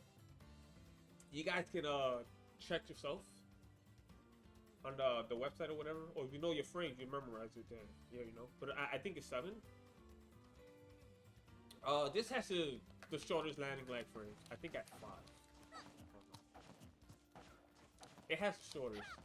So if it's the shortest and it's not 5, I think it's 7. So that means Bear will probably be 3 frames more landing light, something like that. But either way, it's faster. So that's the thing to practice. So if you're gonna go for like possible shield pressure or something like that, get used to doing it this way. Don't float there and then let go. I said the only time you probably want to do that is if you're not that close to the opponent and you're moving it with Bear. You can do it like this since the hitbox lasts longer. But if you go for shield pressure, like if you're this close, right? Especially if you're this close.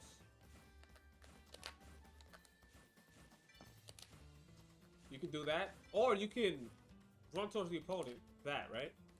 So let's say you run towards the enemy, and then you run back. If you think they might try to run at you, or you want to cover yourself for that, you can do this. Run towards them, do that, right? So if they come at you, you give them the flower or the heart if you're using Peach. Now, if they don't do that,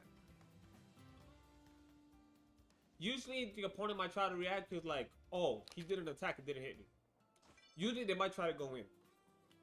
So, in that case, it's in dash attack. So it'll look like this. Oh.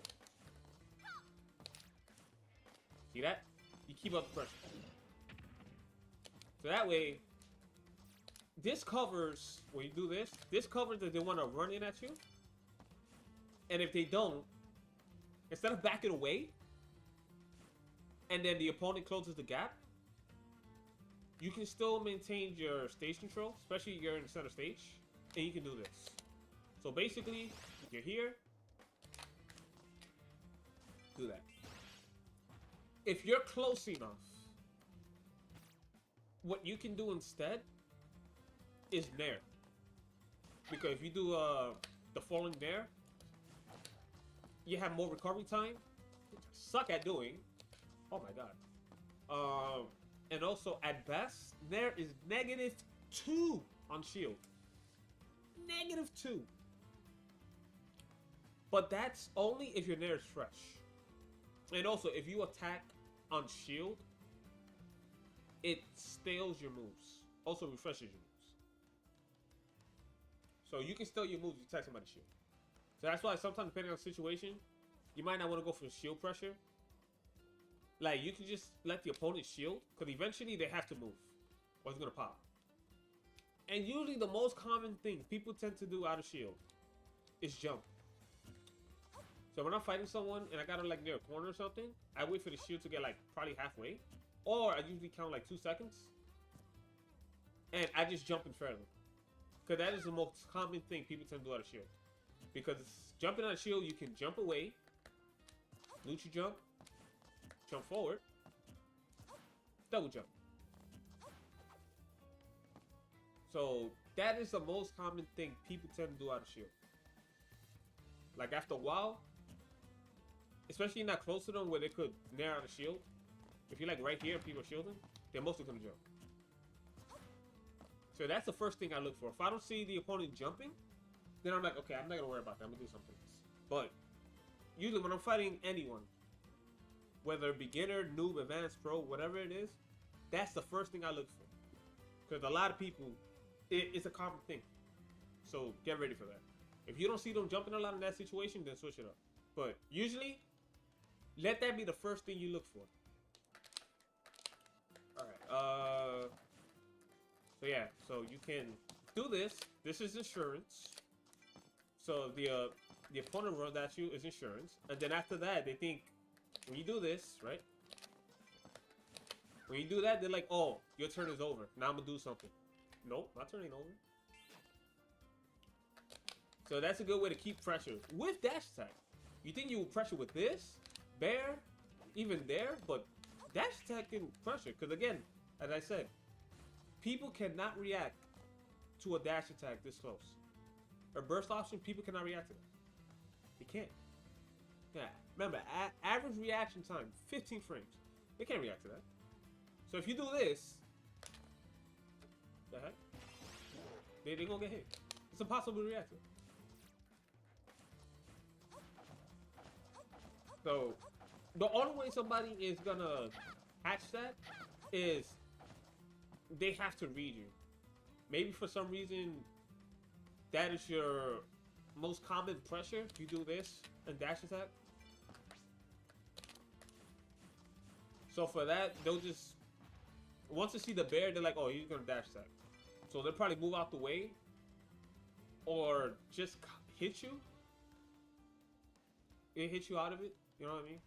That's the only way, like, if they read you. But otherwise, if you mix it up, they can't tell, like, you can do bear. Let's see, you can do bear. Maybe another one. That. Reverse down tilt.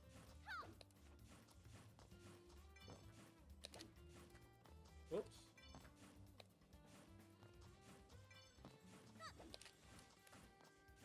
There you go. So yeah. And this may look hard to do, but it's actually not.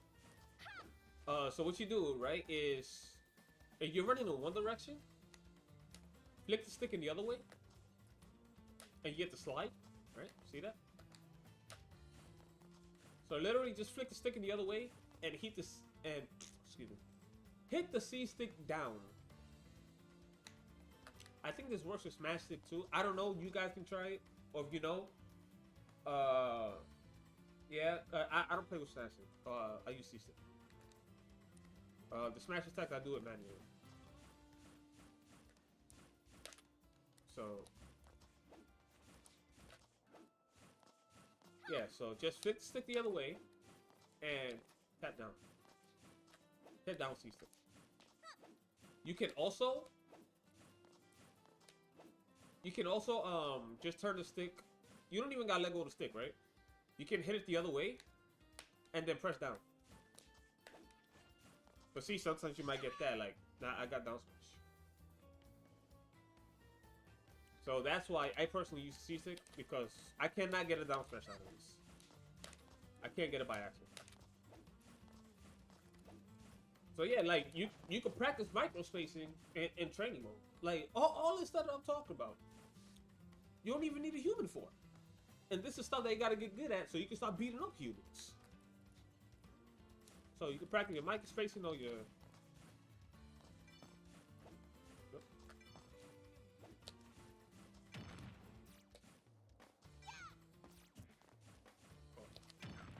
Dude.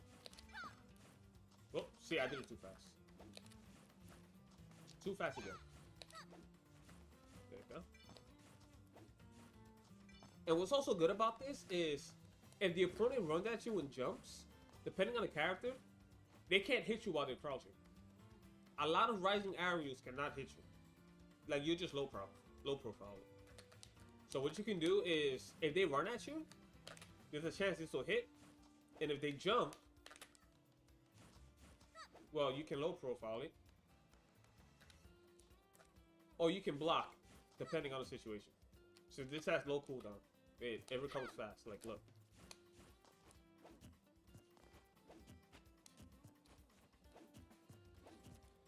See, cooldown is slow. I mean, it's fast. And if you know they're gonna jump, you can crouch. And maybe, depending on the situation, you can up tilt, you can up B, if they're over you. I don't know why I said up tilt, forward tilt. That, maybe this.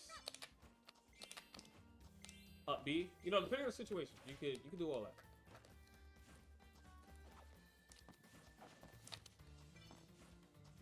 So, yeah. There you go. So, all that stuff, all because of one error, right? I had one problem, one habit, where I would run away and then go in and I run into attacks. So I was like, okay, what can I do to keep the pressure? And because of that one error, look at all this stuff that I got for one mistake. And you think, oh, just because when usually people have an answer to a problem, they usually have like one, right? One answer. I just thought of multiple. And this also taught me a new way to pressure. And the other character, they can do this too. It's not just Peach and Daisy. The one thing they can't do is throw like an arrow, right? They can't do that. Only we can do that because floating. But outside of that,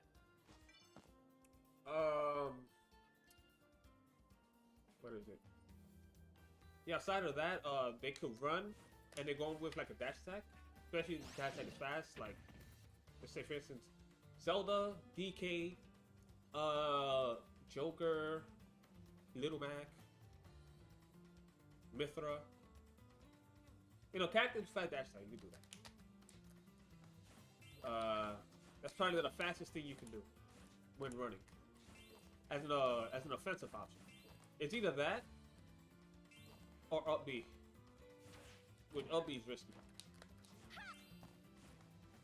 So yeah, we are blessed to have this. So yeah, you could.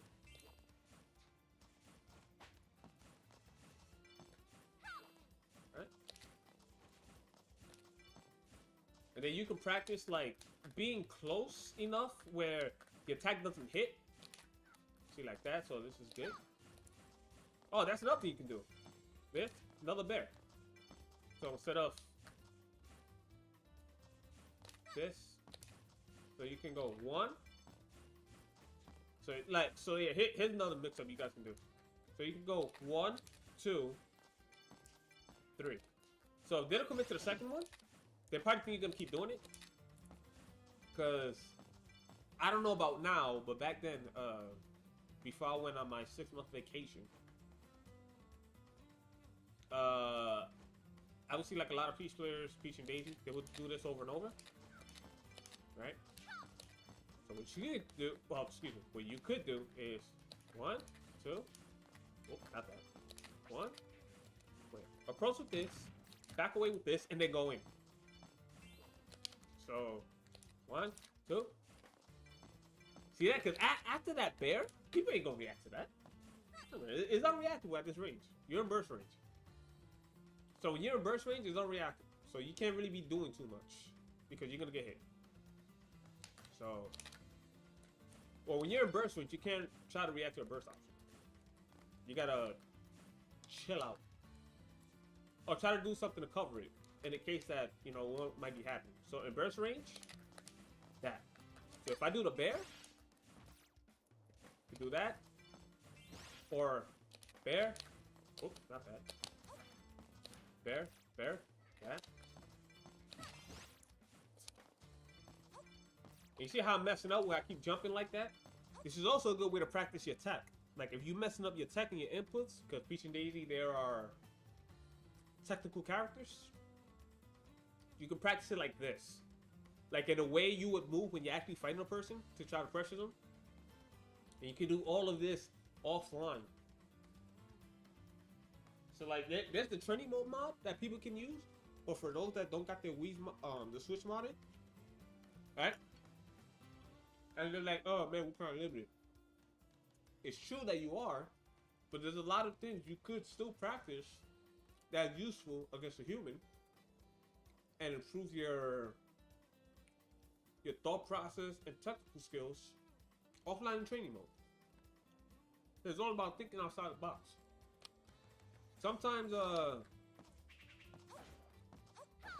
like, it's not good to go by what everyone says. Sometimes you could, like, fast it or come up with your own thing. Like, yeah, this is good. I'll keep that in mind.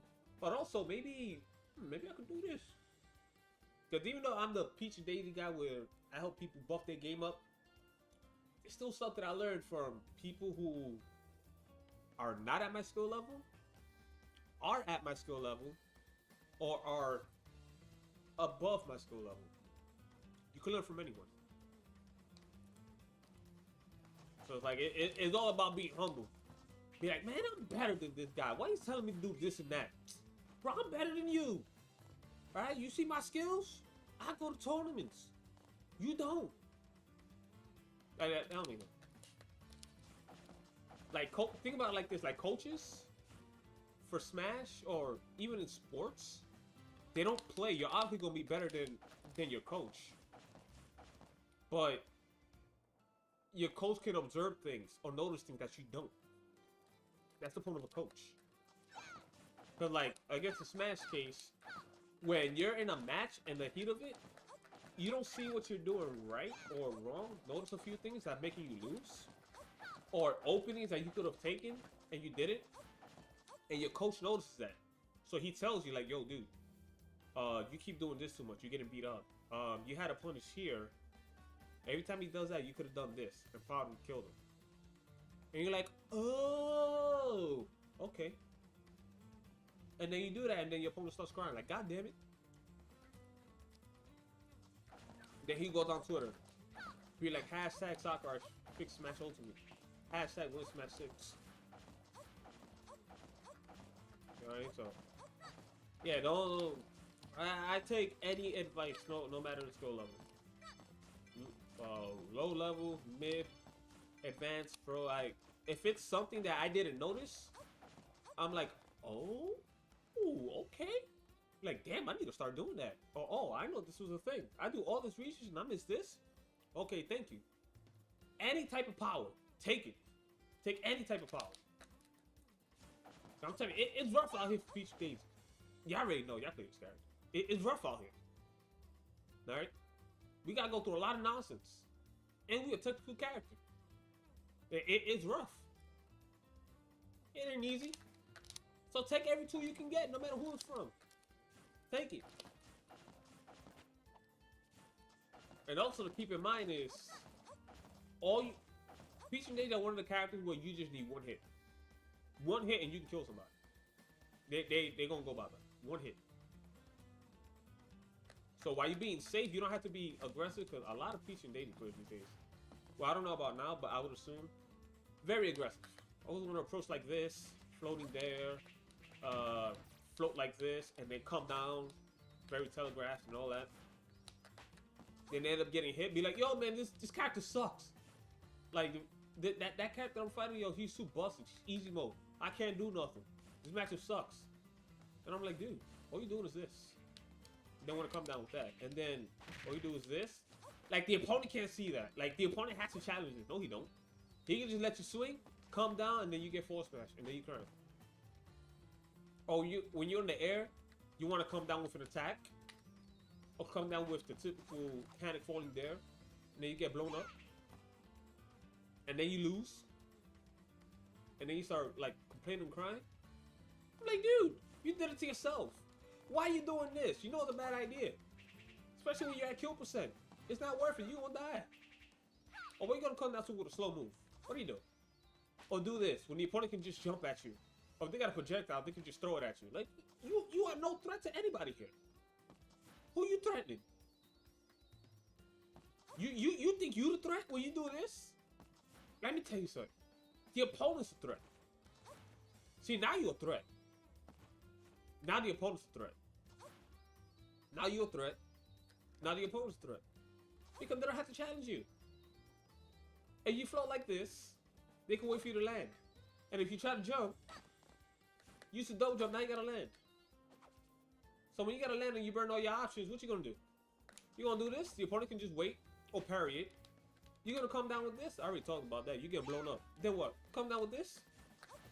A lot of times you can just snuff it out, or they can just time the landing and punish a recovery landing. Or if they're a boss, they can parry. And then what? What's left? Now what you gonna do? This only works against players that don't know how to punish this. For whatever reason. Maybe they just started the game, or they're like, oh, they see Peach and Daisy floating. Oh my god, I gotta jump in and hit her. Or, oh my god, I'm in trouble. I don't know what to do. I don't know what to do. She has to touch the floor. What goes up must come down. This is not a Peach and Daisy thing. I see your opponent always jumping around like this. Be like, alright, they see the double jump, start their landing. Alright, me? Like, come on. But, yeah, there you go. There you go. So look at that. This is how you get better in training mode, man. Like all this stuff, all for one thing. And then you come up with multiple options, and then you think of another situation, and then you just thinking, brainstorming. Now look at that. Look at all that. You think I wrote all this stuff down? Well, in my head, but we ain't gonna talk about that. You just think like, okay, you can get punished for doing this. What do I do? Like, how is it that I can stay close to the enemy, not worry about burst options, and not give up space and put myself to the corner while I'm crying? It goes from for it being neutral, or me having the advantage because I have stage control, to not the opponent has the advantage. So there you go. And so outside of this, which if you're not Peach and Daisy, you can't do that. Other characters can do it too, especially if they have a good dash attack. So you could.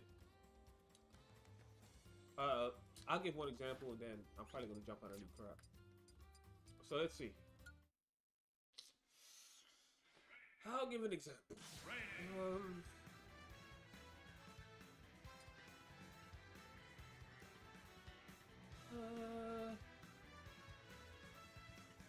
Who's a character that probably...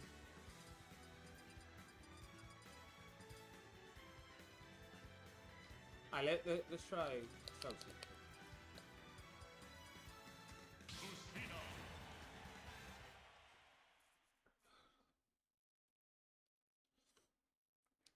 So this dash attack is slow. So you can't really do that. That situation, you want to do it if you're if you have fast dash attack. Though if you're at a certain range, you can do it. So let's say I'm over here. That is good. Because the instant dash attack, depending on the position, like in that case with DK, it'll either hit DK or probably clank with him, which is fine. So if you're this close, it's not gonna work. Which in that case,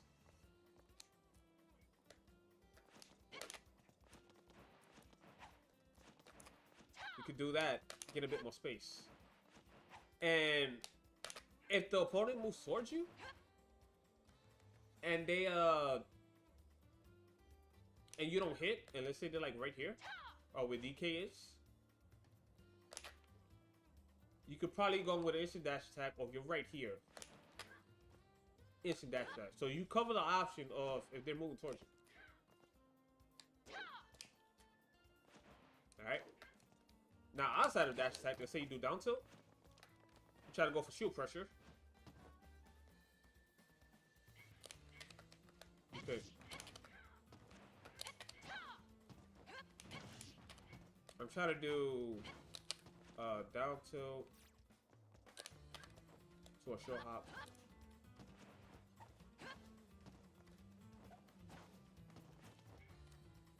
Yeah, I really can't pull back. Hold up. Oh, because I think C stick is... Because I'm trying to do this and then pull back to this. But I'm trying to do it instantly. Which in this case, this is not a bad option. So you can do, like in this case. Oh, not that. Yeah, you can run away and do that. See, instant retreating bear.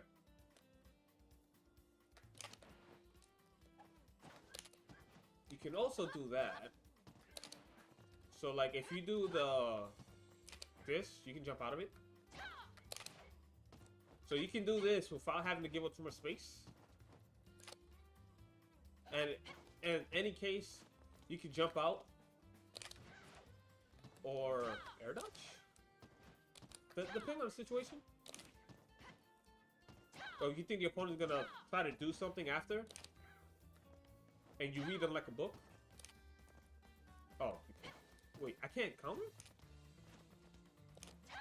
Oh. You could do that. Okay, that's a hard read. Because after this, people might tend to jump at you or something, or throw a move out.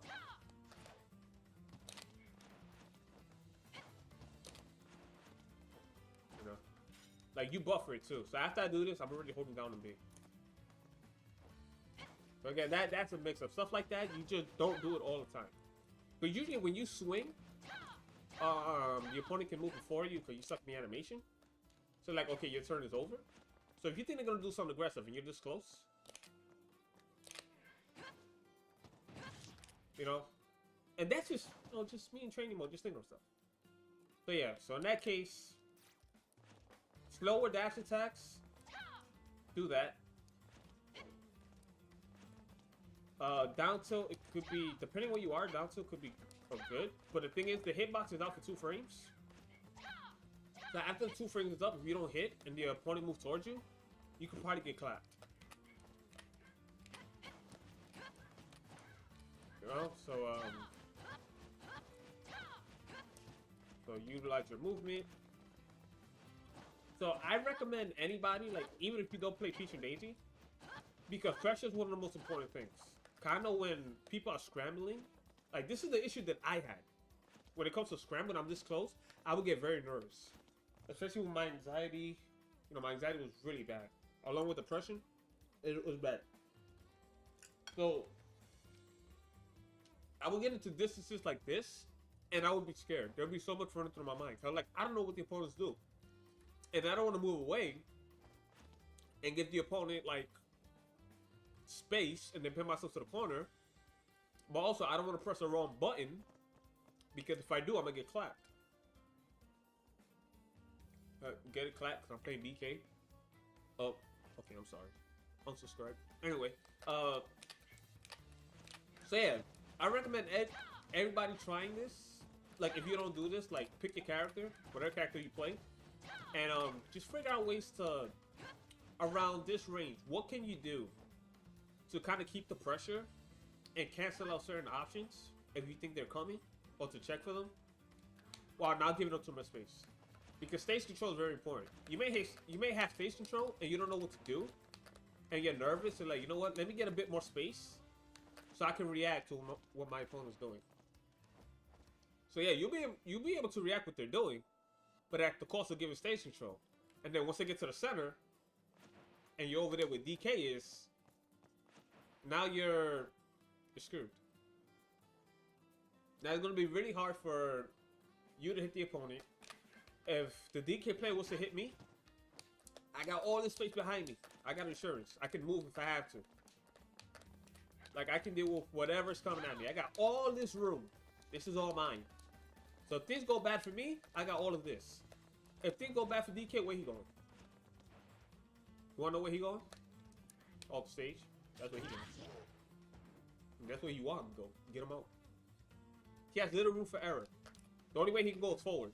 If he goes forward, look at that. Cover your back. Then another thing, let's say you cover your back, right? You cover your back, he doesn't commit to it. Oh, I'm trying to do this right. Cover your back, and then from here, depending, instant dash attack, down tilt, maybe get close enough, but again, be careful. Because the hitbox is only out for 2 frames. And down tilt is 8 frames as well. So it's the same as Peach and Daisy. So the hitbox is out for 2 frames. And then pulling her sword back and then doing the animation again, it could leave you open. You could get hit. If it was out for longer, it'd be better. But 2 frames, small window. It's the same as you trying to 2-frame somebody when they grab the ledge. Think of it that way. So every now and then, if you're close enough, and they're running towards you, yeah, sure. But you need another option if this is too inconsistent. Especially if a character's fast. Slower characters, you could probably run in like this and roll go back. But if a character's fast, so yeah, keeping the pressure. Alright, do that. And then going with this, or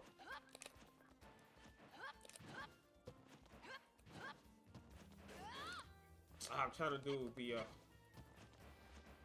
well, not that. I'm trying to short hop. I keep messing that up. Okay, let's see.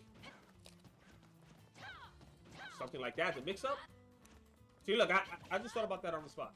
Just a mix-up. Like, after this, like, after you do that, and you're close enough, Like, let's say if I space this bear. Do 1-2 to check. Just remember, rising aerials are not safe. So if the opponent sees that, and you have a certain range, they can punish you, depending on their outer shield options, or their options in general. So rising aerials are not safe. You can get punished harder. So you only do this to like control space. You don't want to do rising aerials like this. That's a punish. The only way it's kind of safe is if the character can like double jump out of shield, but it's still kind of, I mean, double jump out of shield. Double jump out of a show hop area. So in this case with fair, you can jump out. But just look how long it takes for me to jump out. And also to keep in mind, if you see somebody do this, right? Just remember that if they double jump and you're expecting it, this is how long it takes. So look at the animation. And look how long it takes them to jump. So you can use that as a reference, like, okay, he likes to do this and then double jump. So I can catch him. So it's either double jump, and I still have landing lag. Wait, hold on.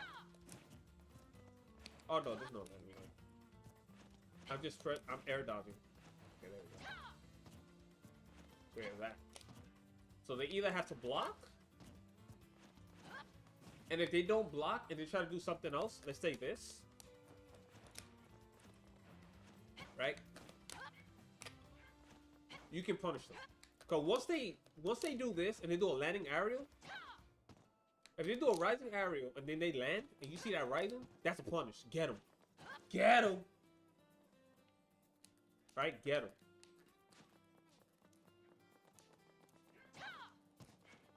So yeah, that's why rising aerials are not good as like an approach if they're close enough. So you're gonna do a rising aerial in this case. You wanna be able to retreat. You should do it this way. For the way I was doing it just now. So I was doing it like that. Because when you jump, your momentum still goes forward, and then you try to go back, right? See that? But if you do this, look at that. Look how fast that was. There you go. Cover space. Can she double jump out of this? Oh, she can. I never knew that. I thought it was only fair. I never knew that. So yeah, so also what you can do is if the opponent is if you do that and you see the opponent running at you, in this case with Lucina, I assume Marth and maybe the other Fire Emblem characters, not sure. But in this case with Lucina and Marth, go for a little mix up. Yeah, so yeah, don't do it like this. Because remember, after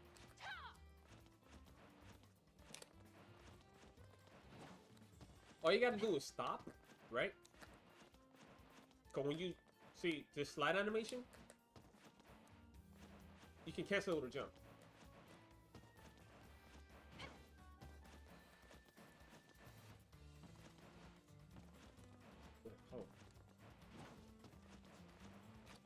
Oh no, I'm doing it wrong. Yeah, you gotta let go of the stick. Yeah, let go of the stick. And then hit that. So when you let go of the stick. So yeah, if you do this, see, you're gonna slide. So if you let go of the stick and then immediately hit the other direction. Look at that. Faster. Better spacing than doing this. Than like doing a raw bear and then trying to move it.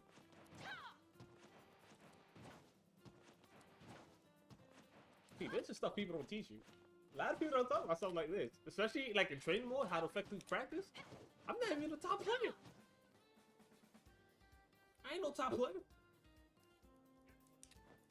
I'm not out there with a shirt that got a whole bunch of sponsorships on my back that I would like to be sponsored by Geico.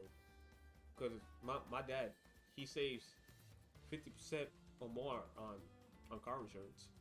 So yeah, that would be nice. Anyway, about that.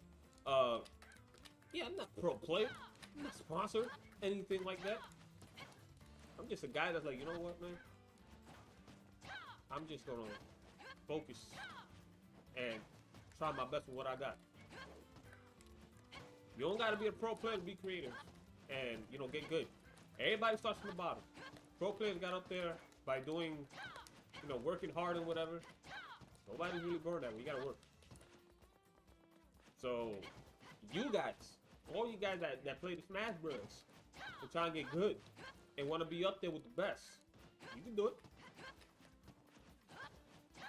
Everybody started from the bottom. Everybody started from the bottom. So, if you're at the bottom, don't worry about it, man. Everybody had to start there. So, yeah. So if you get this, doing it wrong. So, that's better. And then, right? Then that, or it's a dash attack. Or remember, you can double jump out of this.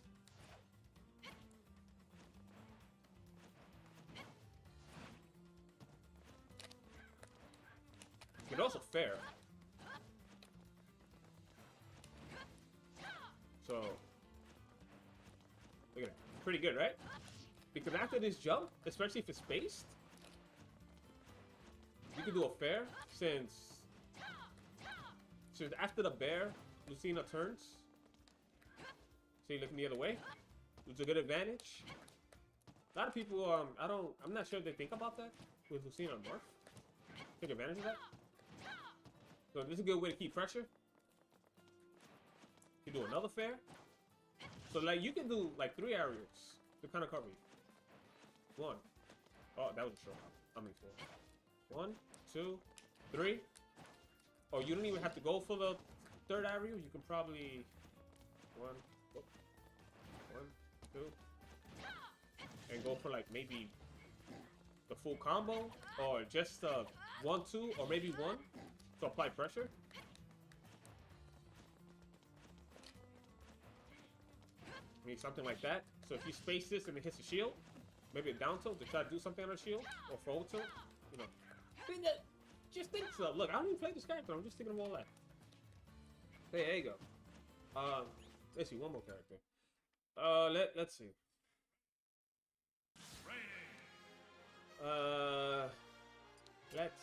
Let's see. Alright, say Palutena.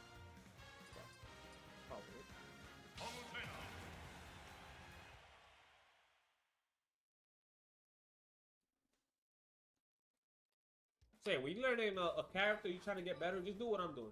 Like, try to practice ways to stay close. And Palu's fast.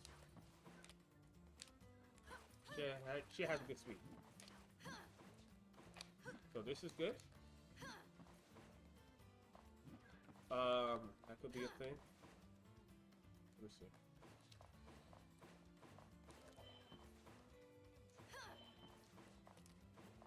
This could also be good. But since you're pulling back and the opponent's running at you, since you're both moving in the same direction, this won't hit. The only way it will hit is like you're this close.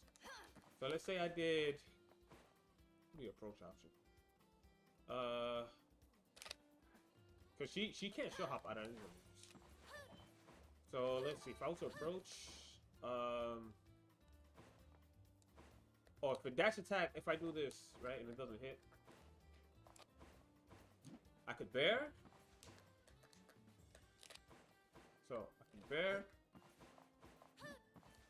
do that, or actually, oh, yeah, that's good if you get to a certain range. First option. Oh, not that. Because some people do this, which is not safe, but if people don't react to it, they don't punish it. So you could do that, or...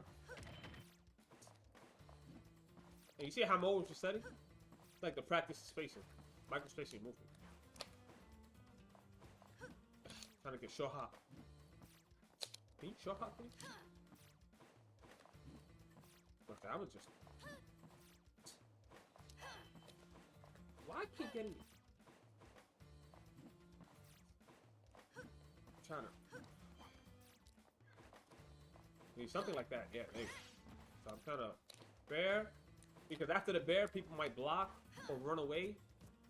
So depending on the character and their options and the position, you can stay close to keep the pressure. Instead of like, you know, being afraid, like, oh my god, I don't know what it's gonna do. Let me block, roll, sidestep. There are times to do that, yeah, sure. But if there's better option where you can keep the pressure and not be like, okay, I'm gonna end my turn. It's your turn. Your move. Like, nah, you do this, I activate my trap card. Okay, that was lame. Damn, I'm gonna lose subscribers after this. What am I doing with my life? Oh, good god. Alright,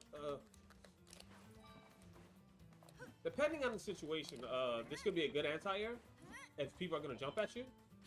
And also, the hitbox is out for a while in comparison to this, which I'm not sure how long that hitbox is out for. I know it's not longer than this. And also, if you think your opponent's gonna jump at you, this will cover two options. It'll cover the options the opponent runs at you, because if they try to do like a burst option or something, this will get them. And if they jump at you, depending on the character, you're low profiling. And this is how long it takes for you to block. So depending on the situation, you see them jump, probably won't even have to block. Actually, she doesn't have anything fast. She might have to. Because to go for like immediate punish, she doesn't have anything fast. But you can parry. Maybe, so what you can do, right? A good way to parry and do it faster is you can like just flick the stick. I mean, flick the what you call it? Flick the trigger button. There you go. So this, flick it like that. So it's kind of like an option select in a way. So if the opponent jumps at you, right, and you can low profile the attack or whatever, you can do this to this. But depending on the attack, it might not even hit you. And the recovery. So if they go over you, you could probably up tilt. And you can do a crouch and up tilt. You don't have to get up and do that. Crouch, and if you're playing with C-stick, do this. So this covers the dash attack. After you do something like this, that covers the burst option. So they run at you, you do that. And while you're doing this, if they try to jump because you low profile and the attack miss, up tilt. Or if you have a bigger window, depending on the situation, I guess in Palutena's case, you could probably start the nair. But usually, this Palutena is pretty good at covering landings, depending on the situation. Up tilt would be good, especially depending on the percent, because you can juggle. Yeah, so that's covering multiple options while being safe. And if you guess wrong and you get hit, you know, whatever. Don't be afraid of taking damage. Because nobody wins matches 3 stocks, no damage, over and over. It doesn't happen. So eventually you're gonna get hit. So I could like guess wrong or do something, or the opponent does something random and I get clapped. That's fine. But at least I'm doing something where I could keep the pressure, where the opponent can't run at me for free. They can't like really push a button, and it could also be like a free trap. So yeah, like I don't play Palutena, and this is like how you know, practice pressuring, staying close to your opponent, and not being afraid where if you do something like this, like, oh, I miss, let me run away. Or, oh, I miss, let me block. Or, oh, I miss, let me sidestep. Or roll, you know what I mean? No, Because when you do something, the opponent can move before you, especially if they're not attacking. So if I did a dash attack here, and I think I can do this. If they run at me, this will get them. This will snuff out the burst option. If they jump while I do this, and they're over me, I can do that. If they do a full hop aerial, and I low profile it from this, and they can't, not full hop. If they do a short hop aerial, and it misses, and they can't double jump out of it, I see it, grab them, if you can, depending on your character, or I see it, they jump, instant dash attack, don't run and dash attack. If they're close enough, look how fast that is, they gonna react to that. And if you want to know your distance with dash attacks, roll here, do instant dash attack, see how far you go. Some characters instant dash attacks are farther than the others, but it's important to know your range. So, range is here.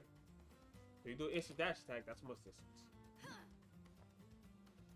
So if you want to get a better view for whatever reason, stand on this diamond. So the opponent's in the corner, and you're here. Look at that. So let's say I got the opponent in the corner, right? They're in the corner, whatever. Actually, this is perfect. Look, I just thought of this. I literally just thought of this up on the spot. I feel like I'm freestyling right now. If the opponent's in the corner, and you do an instant dash attack, and it misses, perfect opportunity to do this. Do this, or do this. Because, again, if they run at you, do this. If they don't run, and they try to jump, upset. Or that, or depending on the situation, if you have enough time, and they're close enough, like you have to be really close to power table. Yeah, it's just multiple. Yeah, there you go. Look at that. You could practice your pressure options. You don't need a human or a trainer. And that's just like other characters. And I'm actually having fun because I don't play these characters, right? But just learning that, like, that whole simple thing of not running away when you're close and how to keep pressure. Like, I feel like I'm a better Palutena player and I don't even use it. So, like, if I was to use it and I actually learn the basics of Palu and then I apply this, I think I'll be alright. I'll be, doing something. So you learn the basics of a character, yada, yada, yada, right? And now you gotta learn how to pressure, do stuff like that. So yeah, so you know your distance.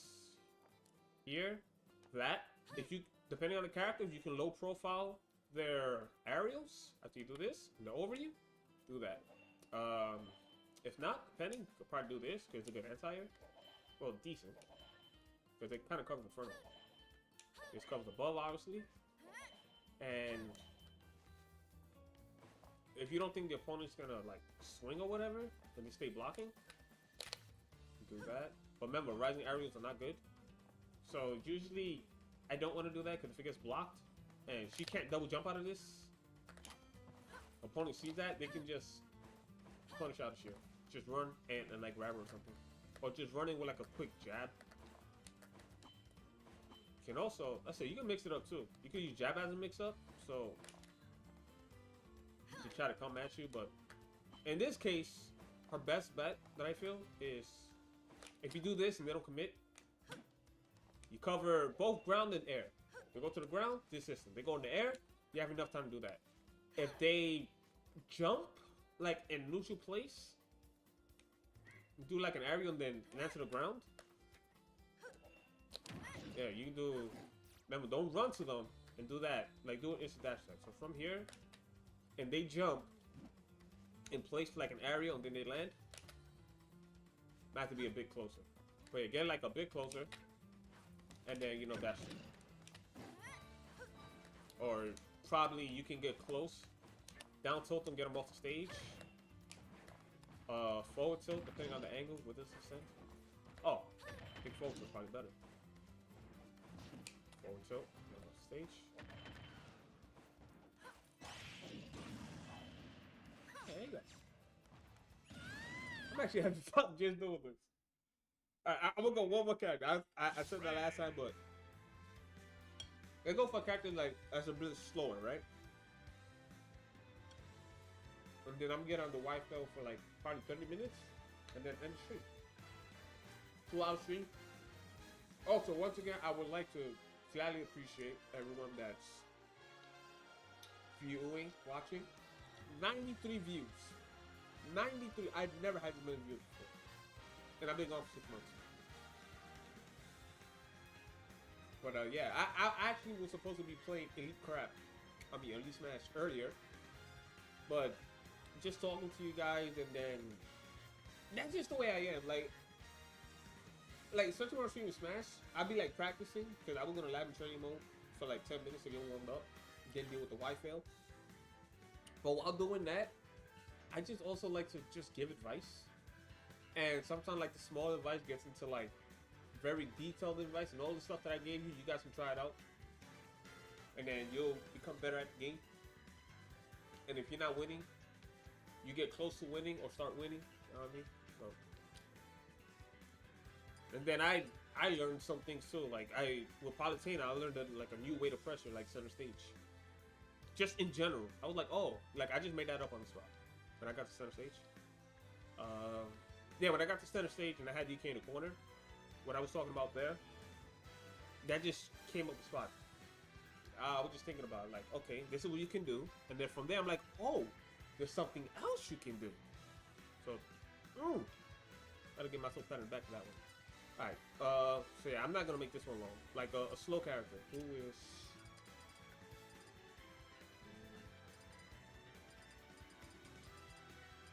Let's see, slow in general. There's...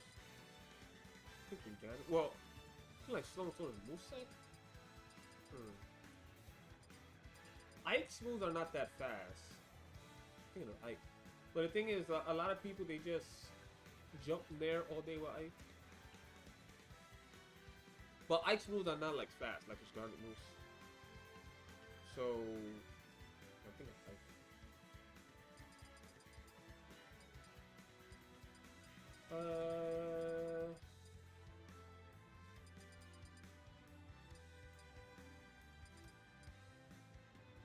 Actually, Vithra. I mean, Pyro. Because she's not fast. Pyro! I might do 5 minutes of Pyro and then 5 minutes of Ike, and then I'm gonna go do Brain Cells and Elite crap. Alright, so... Because this character's slow. She's slow, but she hits hard, right? So we got this move. I think all of her moves are in the double digits. Well, her range moves. Jab, you know, we don't count this. But I believe that's double digit. This, this, this, this, that. This might be her fastest aerial, probably. But I believe all of her tilts and aerials are in double digits. Only this is single, because it is a jab.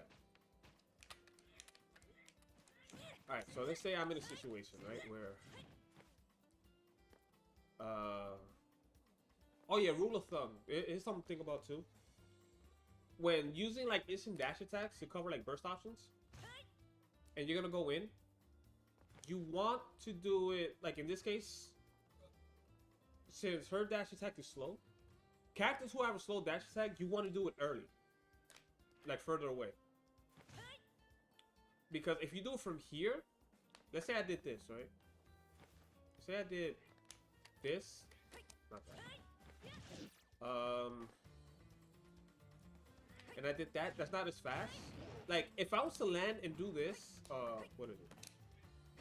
Land close and do that, and then the player was to jump at me with like a burst option or something, I'm gonna get hit. They'll most likely win, unless they do it too slow. So usually, you want to do it like that. So the slower your option is, and also accumulating for the range that it has as well, the farther you kind of want to be away to give yourself some time. And I'll just place it. So let's say I do this. I'm here, and I want to get close because, you know, not in the corner. You could jump, Again, you can jump, space, and aerial. But let's say in the case that I want to do dash attack, right? And it doesn't hit. Let's say I do it, instant dash attack, and I'm here. Now, in a situation like this, people will try to like block. They'll probably run away and then get hit with a burst option. So in this case with Pyra, if I was to run away, pull back, I can use, I can do that. Right, to cover the option of somebody comes towards me.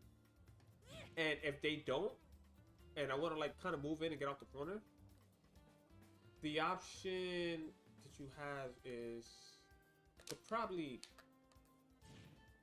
do an aerial in place or down tilt.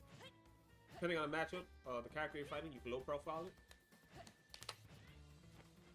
So if you think it'll run at you, so yeah, if you think they're gonna run at you after you do like an aerial or something over here, you can down tilt. So let's say I did this. I'm this close. Down tilt again, use the same method. So I low profile it, up tilt. Remember, you can do it crouching. You don't have to get up and do this. Just hold down, C stick up. If you have tilt stick, you do crouching. Good anti-air. But again, people tend to like want to jump. So if you do this, you see them jumping at you. That. If you do this and they move back, say BK's over here. Again, you always want to know your distance. So instant dash attack, she goes right here, farther than the pilot table. So center stage, if I did instant dash attack, okay, I missed. Since I missed, now the opponent will most likely do something. Maybe jump. So they jump. They try to come at you, down tilt, which is faster. If they jump, up tilt, depending their kill percent, do that, or that too, if they're directly above you. If they jump in place, you gotta be a bit closer, but if they jump in place, you know, because this moves you forward. So if you jump place, you can do that. Or they jump place after the aerial's gone. After they do a short hop aerial and they can't double jump out of it. That's what's really important. Depending on what the opponent's doing, it's good to know if they could double jump out of their area from a short hop. Because sometimes you might wait for them to land and then you go near them, they double jump. So yeah, if they double jump out of a... Yeah, check if they have it. So in this case, if I do this and he jumps in place and I see him landing, I can probably... This case, possibly forward smash, or maybe just grab them, refresh my moves a bit if they still get them off the stage, then dunk them. Alright. But all the stuff that I'm saying right now in terms of pressure, I would usually not do this because again, I would panic and I have so much going through my head. Like when I do this and I miss. And probably some of you guys went through that too. Be like, oh my god, I missed. Okay, what do I do? I missed. I'm in danger. Should I block? Should I run away? Should I sidestep? Should I mash a button? Should I sidestep mash? Sidestep tilt? Like, what do I do? I don't know. I need answers. Damn. Calm down, man. I'm gonna give them to you. So. Yeah, so in this case, you miss. You could, again, some characters, they will hit you, because maybe whatever they're doing, their attack lingers. But a lot of areas you can low profile. Like, there's no need for you to block. Just low profile. So do that. No tilt. Now, pressure from like neutral state. Let's see. So if I did this. You can do a retreating bear because it covers you. And then if I do this and they don't challenge, if I'm here, I have two options. Instant dash attack or running, do that. Depending on the distance and you know what the opponent's doing. But sometimes doing this, it could be slow. They might go in with a burst option. Or if they don't do anything and they pull away for whatever reason, or they're jumping, they want to jump, whatever. Especially someone, find a character or person that likes to approach with jumping areas. Like, I don't know, Ike. No, Ike, they don't really approach with jumping areas. They come at you with them. Or like rising areas, I mean. Like, what is it?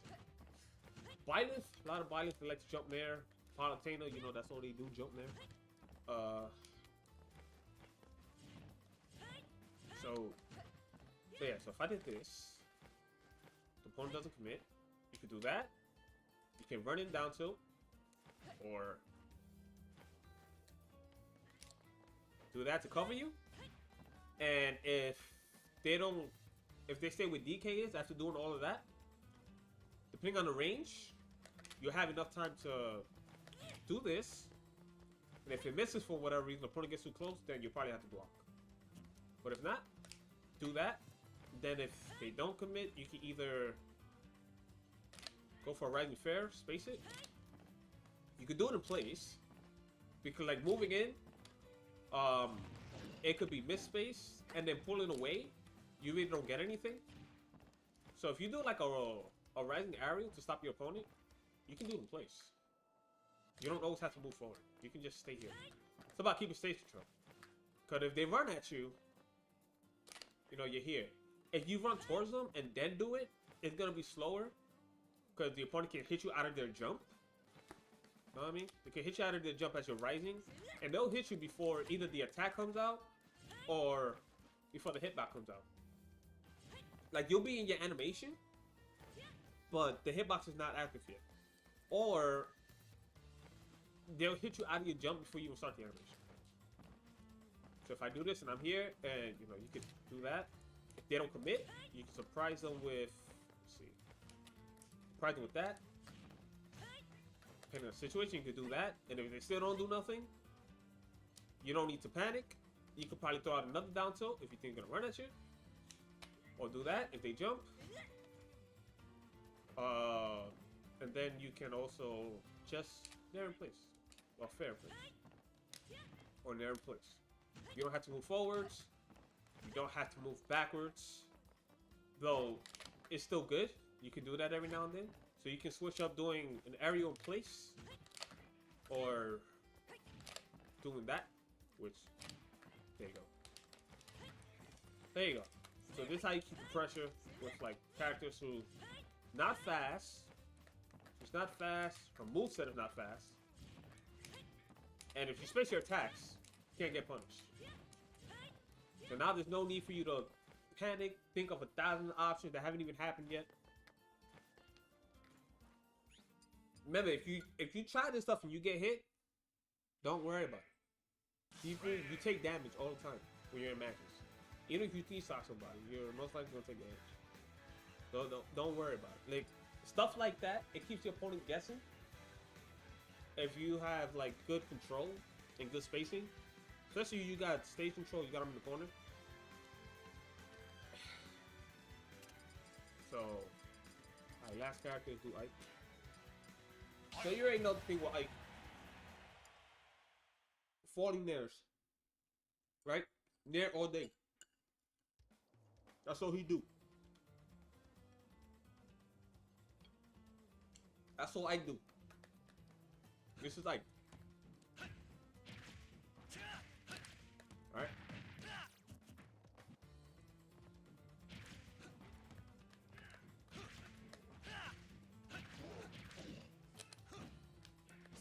It's all I do. And.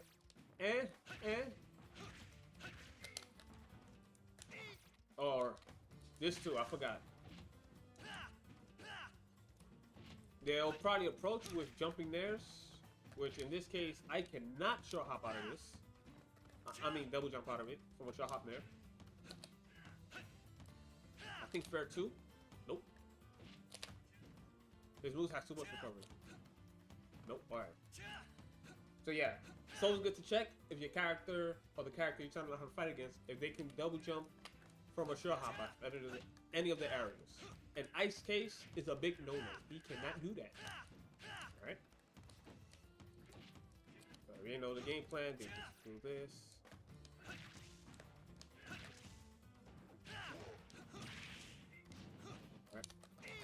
So let's say I approach with this. Depending on the situation, remember ice moves, they hit hard, but they're not that fast. So let's say I want to keep pressure, I approach with some ice to do this. For rising aerials, if the opponent just waits for him to do a rising aerial, but you know, ice they kind of like to do this. Or come down with this, which is kind of telegraphed, you can parry it. Get blown up. So I could do, let's see, if I approach with this, again, low profile, depending on the matchup, if you can low profile an attack, see, the recovery's not bad. You can low profile the attack, and if they jump towards you, cool. If they do it in place or pull away, instant dash attack.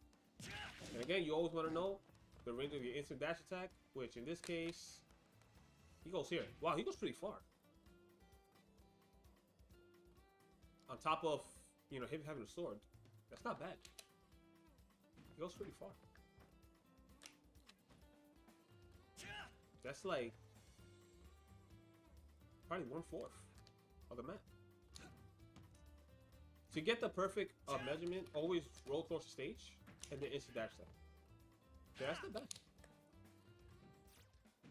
So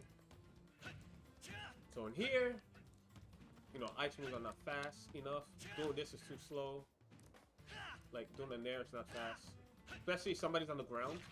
Because whatever the speed of your aerial is, if you jump, add 3 more frames to it. So I'm not sure how fast this is, but whatever the speed is, put 3 more frames. It's going to be 3 more frames slower because you are doing the rising aerial. And if you try to do a falling aerial, it's going to be even slower because you're not doing it right away. So the hitbox is not going to come out fast enough. So, let's see.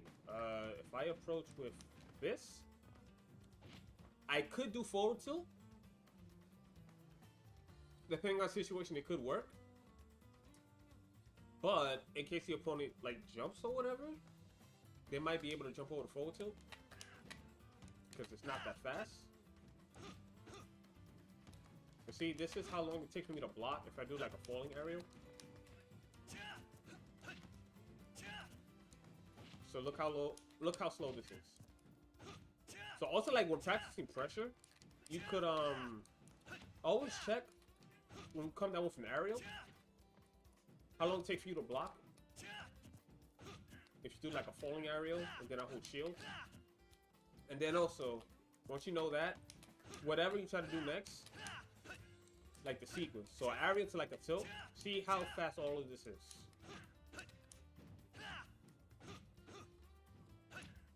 Alright. So I could do forward tilt here, which it would hit. And depending if they don't react fast enough, you cast them out to jump. Or, if you want to be a bit safer, down tilt. So if the down tilt misses, you can do 2 things. 1, 2, go for another one.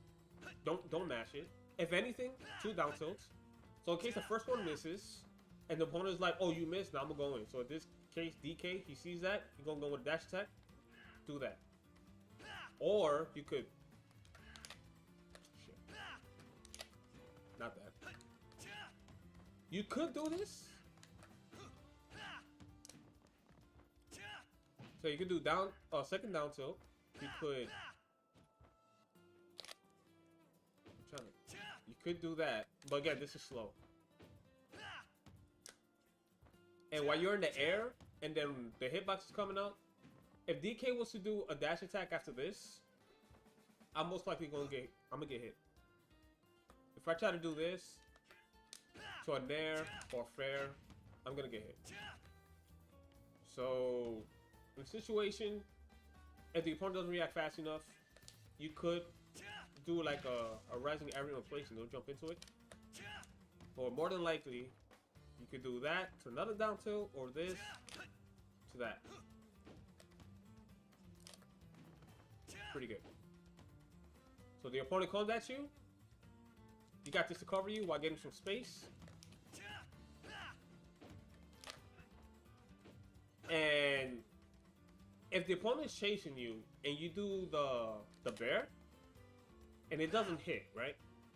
Because you're both moving in the same direction.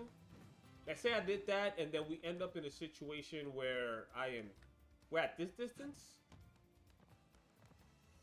This is a good distance where instead of panicking and mashing a random button, you could either forward tilt if you're close enough, or down tilt. So good. That.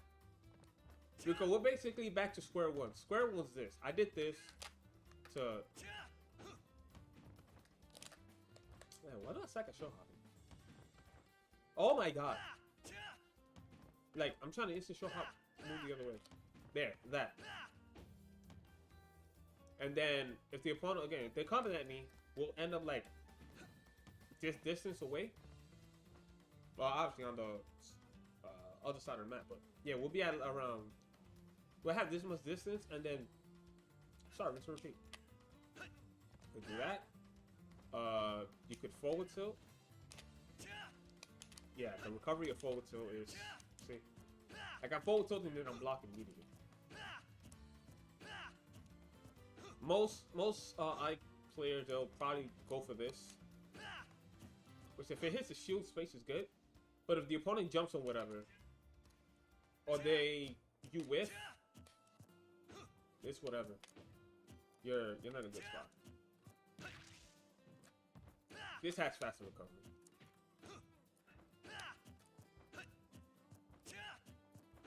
So yeah.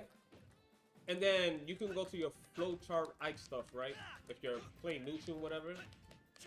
You only go for like all the stuff that I'm talking about if you're at this range and you have control. If you have control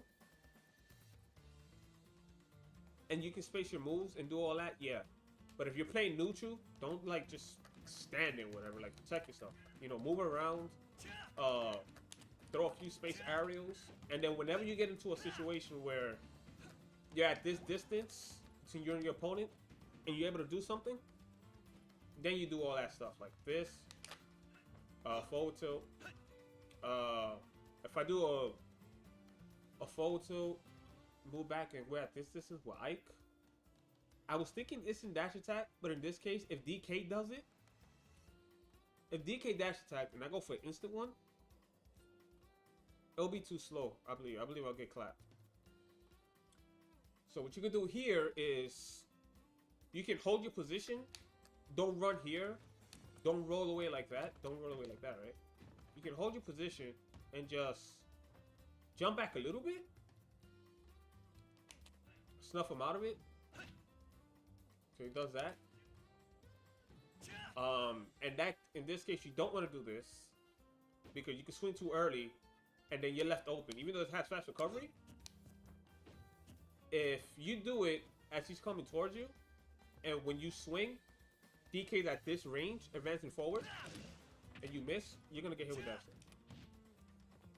Right, so yeah, so at this range, if you're here, probably go for a burst option. Now it depends on the range and how fast their burst option is. So you can do that.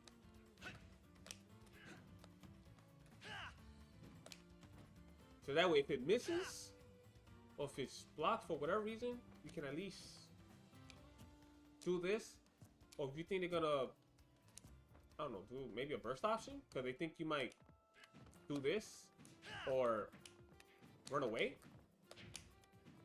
you could do that. Sometimes you could do that. Depending on the situation, you might not be able to, or if you're not sure, they could probably just block. Block, let them touch your shield, especially if you're doing a rising aerial.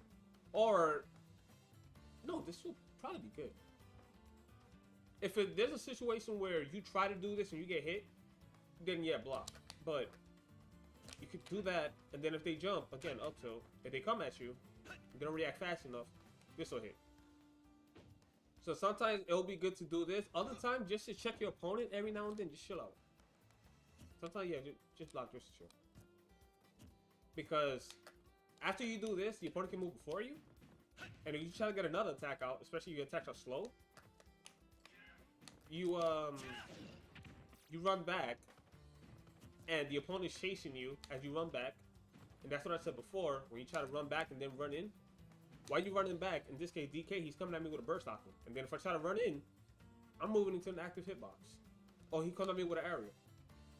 Like, his hitbox is already starting to come out. I haven't done anything yet. So I'm gonna get hit.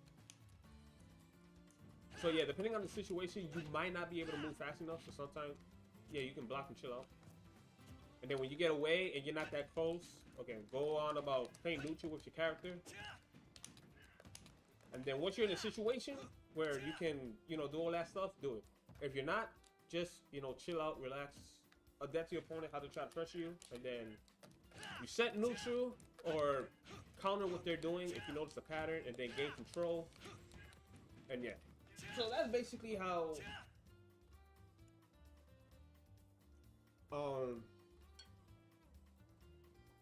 that's basically how you keep the pressure and all that stuff.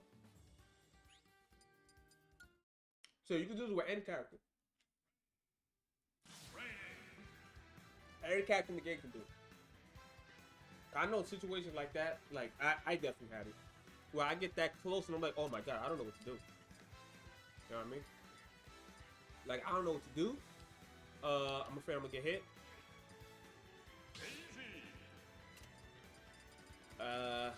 So actually, 5 minutes to put this in action and then wipe up.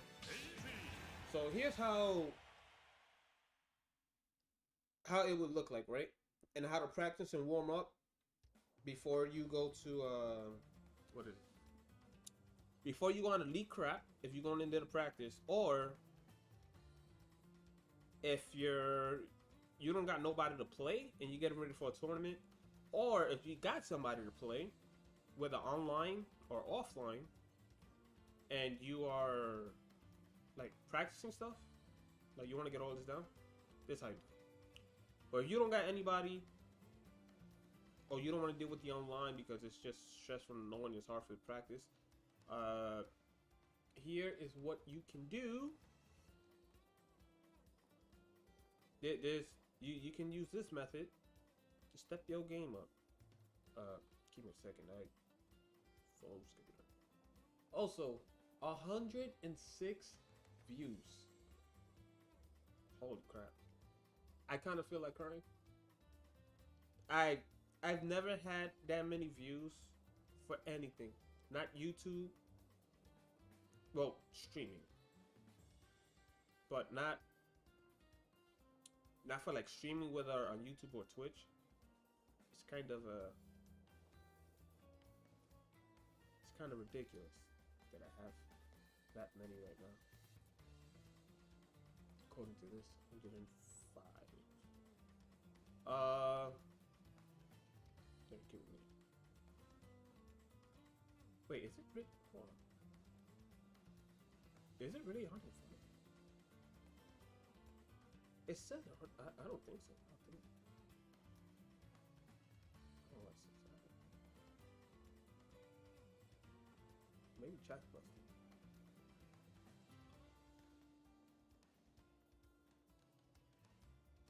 Oh, give me. These shoes are going up, man. I don't. I feel like I was. Wait, let me go on the browser. Because I don't think this is correct. I get what? Let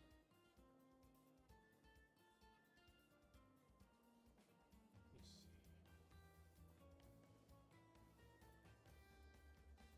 Because on the pop-out chat, it says I have 100, but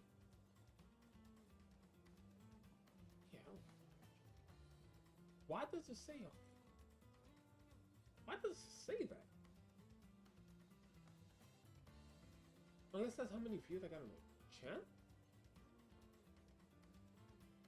Wait a minute.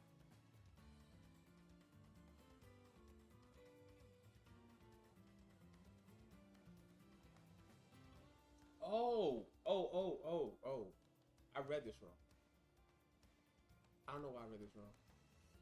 I have 5. The amount of people that looked at the channel is 6. I'm 106. Oh, right. I was like, hold on, that doesn't sound right. Okay.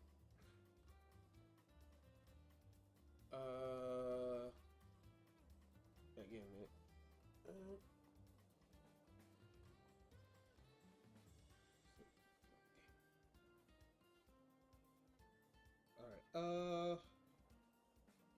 Let me.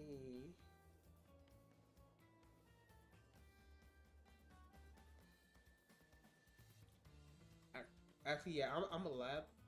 Cause I don't want to go too hard. Tomorrow. Or should I say, later today? I should. I'll play Smash. I'll do it like a Elite Smash. I've been streaming for a few hours, and I don't want to overdo it.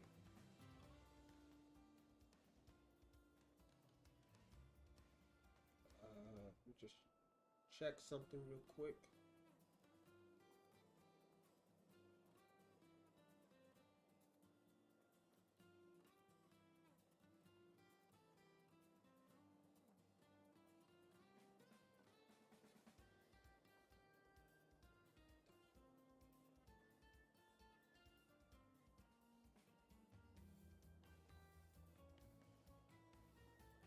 Oh, something I can hear. Something going on my computer.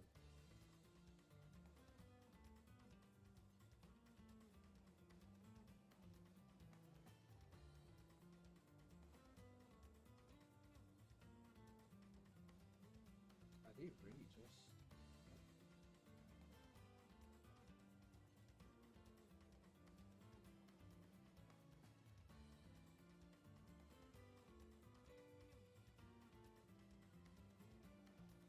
What the heck?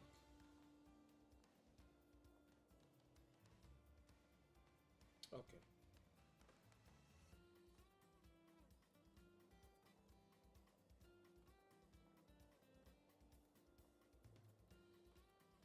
Alright, sorry about that. I was having a bit of choke. Something's going on my computer.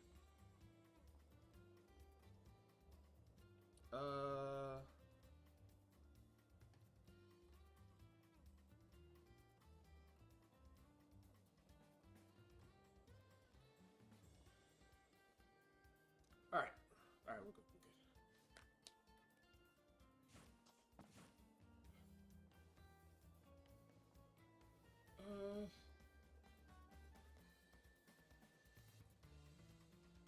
Where is...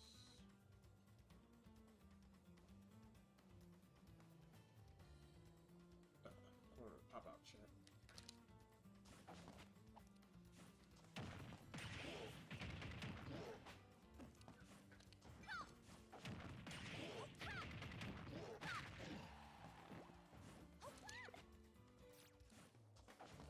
Actually, yeah.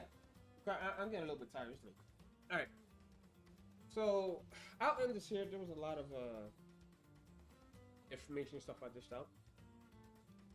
But I am going to be streaming more. So I'm going to start with the... drop some analysis videos. As well as streaming the Smash Bros. While I work on the more bigger content. So, thanks for everyone that tuned in, hung out, chilled, while I was talking all this stuff. I will actually wait a minute. Yeah, now I kind of want to. You know, I'll do a few games with the wife though. I'm not gonna do this yet. I'll do like a few games with the wife though. I don't care about the winning or the losing. I'm gonna go get me a drink. But oh, minutes, did you hear? When I gave me a drink, what character you want me to use? The Peach or the Daisy?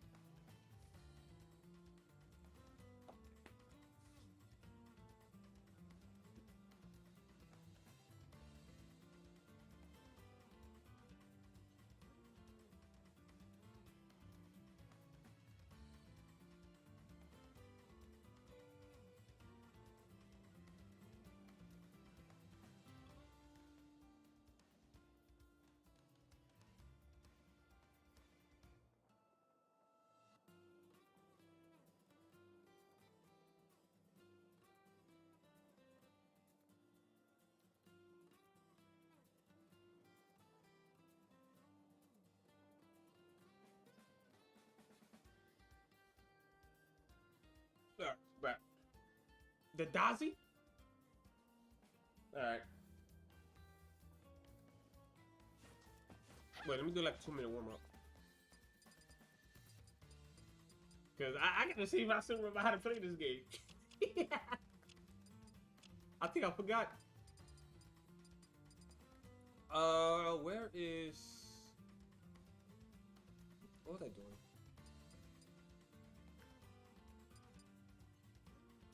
Alright, do like 2-minute warm up.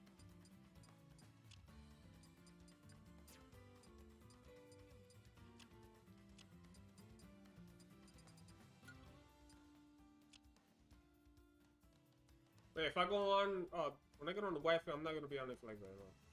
Cause I don't like want to overdo it and stress myself, and then if I do good stuff, I start getting burnt out. Then start playing bad, and then bad habits are gonna form, and it's like nah. If it gets too hectic where I feel like I can't keep up, I'll just chill out. I think I streamed enough for today anyway. Alright, so let's do like a 2-minute warm up. What was I gonna do?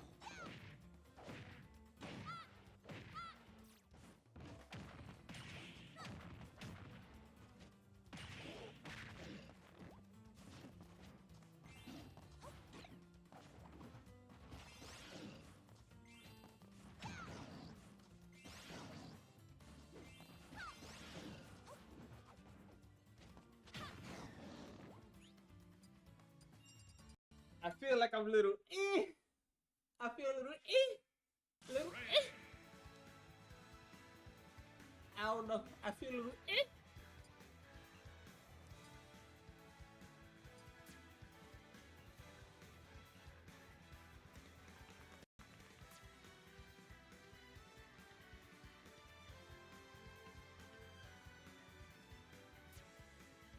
Oh my god, Wi-Fi. I can't believe I'm back here after well, elite crap. Can't believe I'm back here after all 7 months. And I do not miss an ounce of it.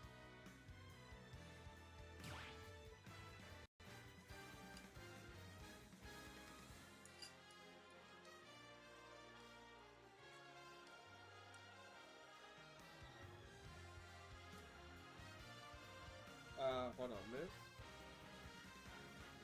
What color should I use with Daisy?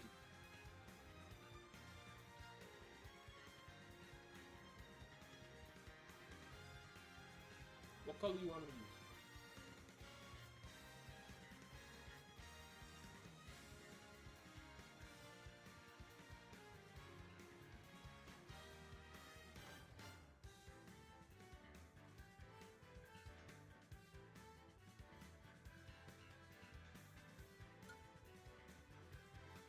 Back in red?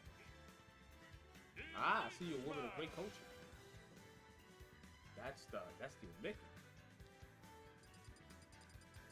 Also, I call that funeral Daisy. What the? Hold on.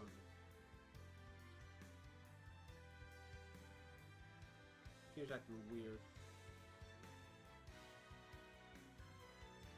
Wait, what the?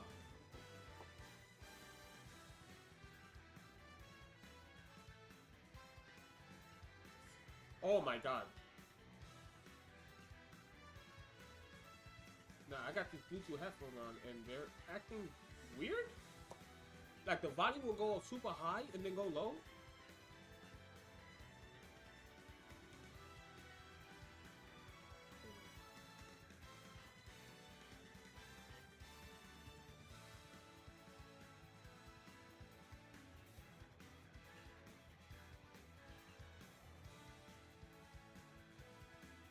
Oh, hold on, sorry. Give me. I feel like these headphones were blowing my eardrums. Like, holy crap. I don't know what's doing it. Man, I could have a shoe I have any technical issues. Even when it's not from the stream.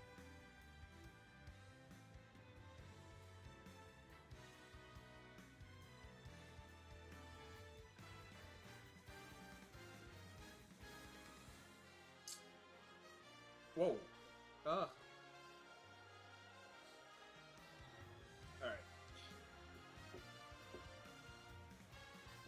Yeah, the only combos I don't have down is the turn up thing and some air loops. But like I said, that's something that I'll just like for now. What about playing smart? Wait. My name shouldn't say that. I should have a star.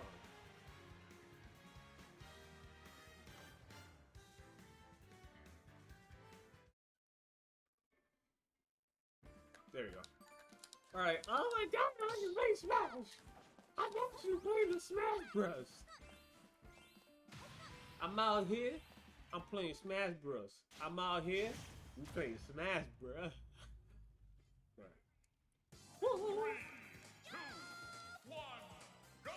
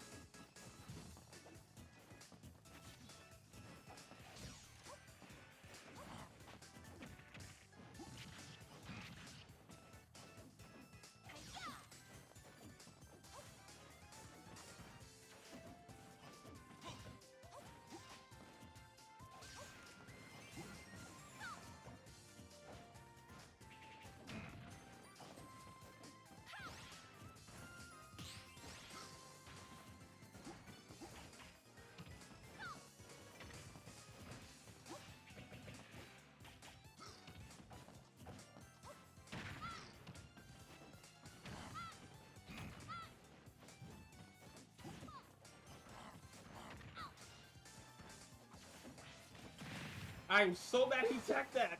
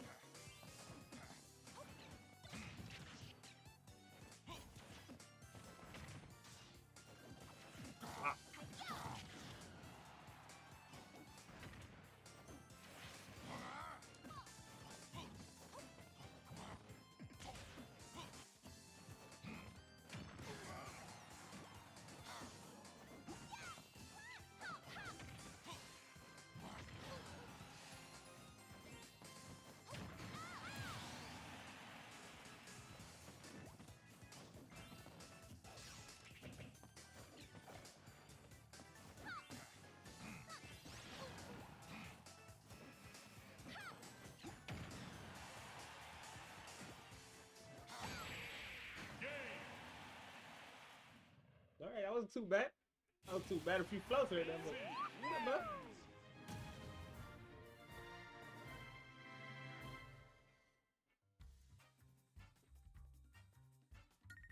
Like I had the turnip in my hand, so me going near the ledge for turnip, he's probably think I'm gonna toss it, and then use the side beat to just like negate it. So I was like, nah, I'm gonna just hold on to it.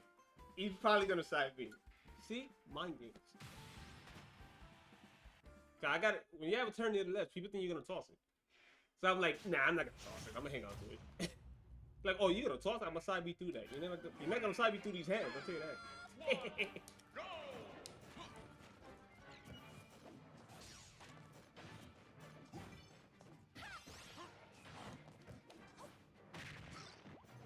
Ooh, I wish I would have got that.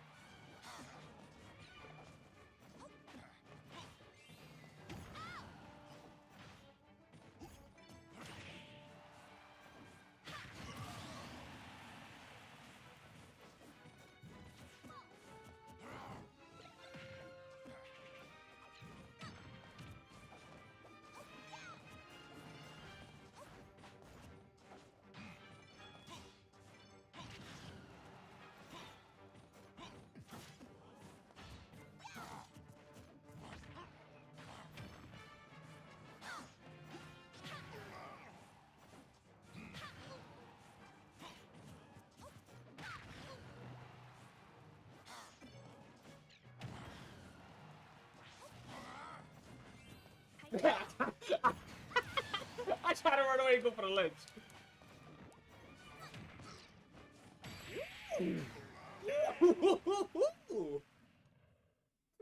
Okay.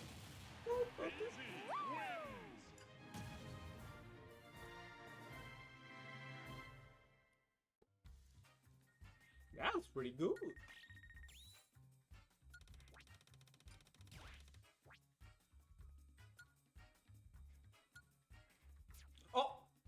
I didn't even hit. No, I want to keep playing. Damn it.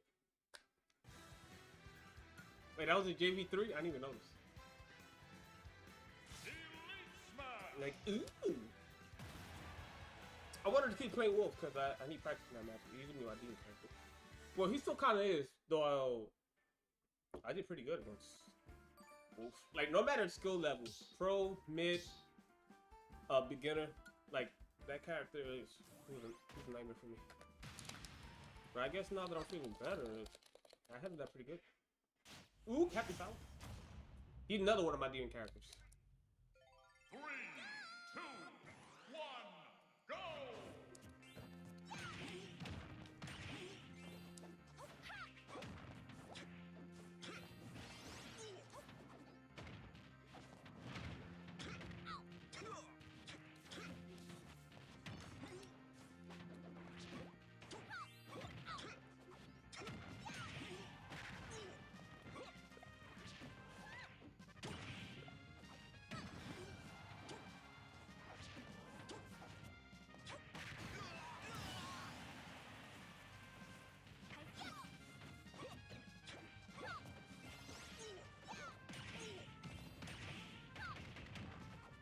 Yo! I'm going nuts right now, boy. Ooh, the cross up.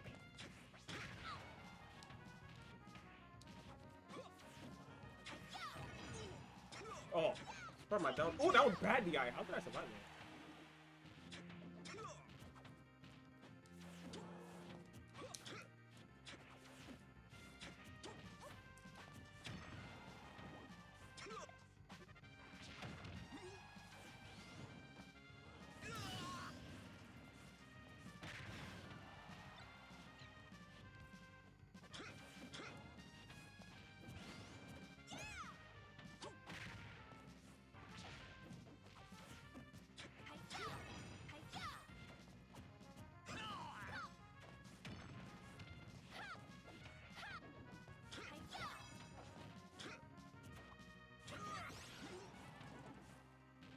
Wow, did that have a shield? The fact that he had...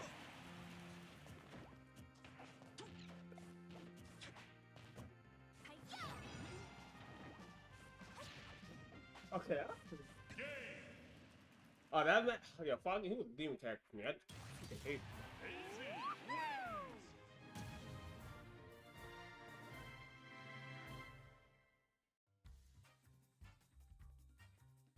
wins. Ooh. But I don't know, I think I'm doing pretty good.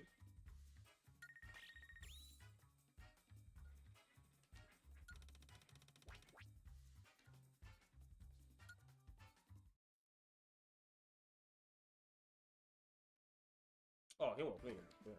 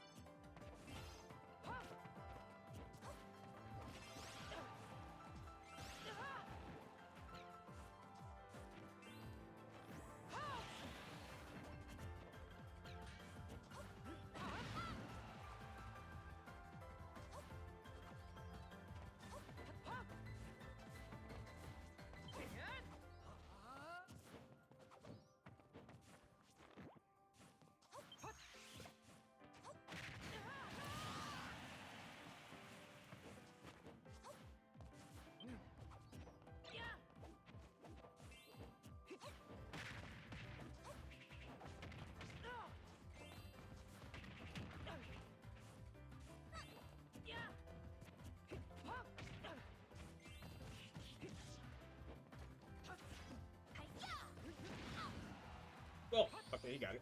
Oh, I'm still alive.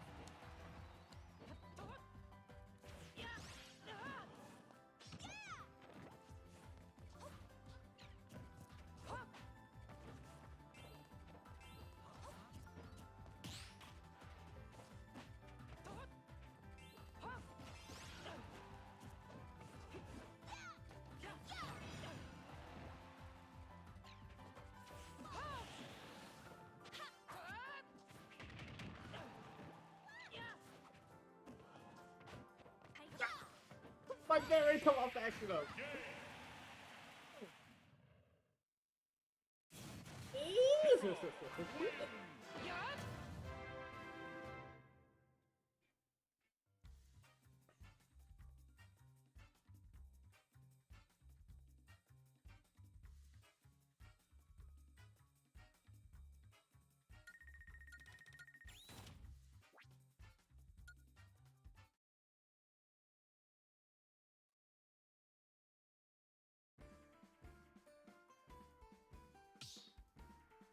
Nah, I'm actually, I could actually have fun. I think I'm playing pretty good. Well, what you think, Melina? How am I doing?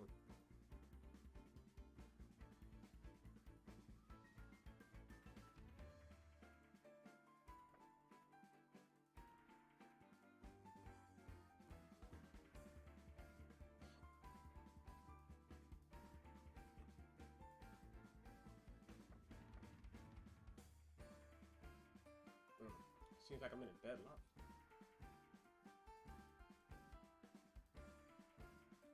Well, that's something.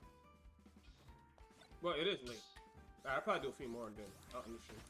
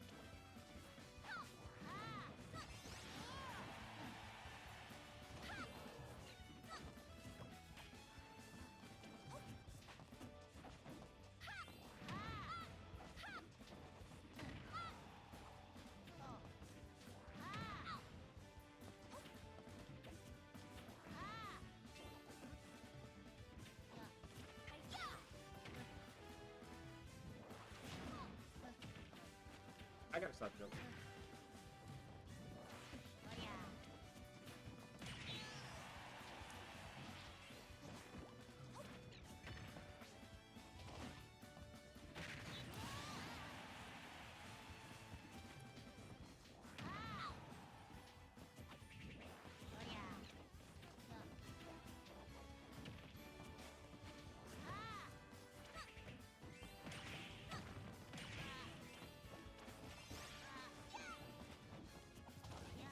Ah!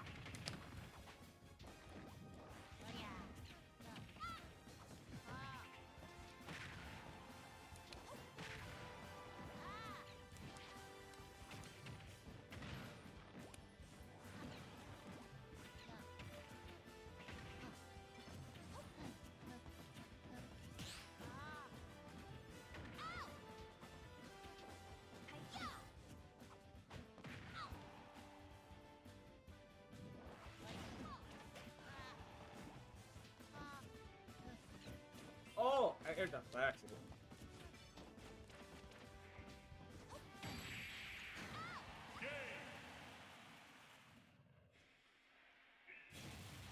B-Roller wins.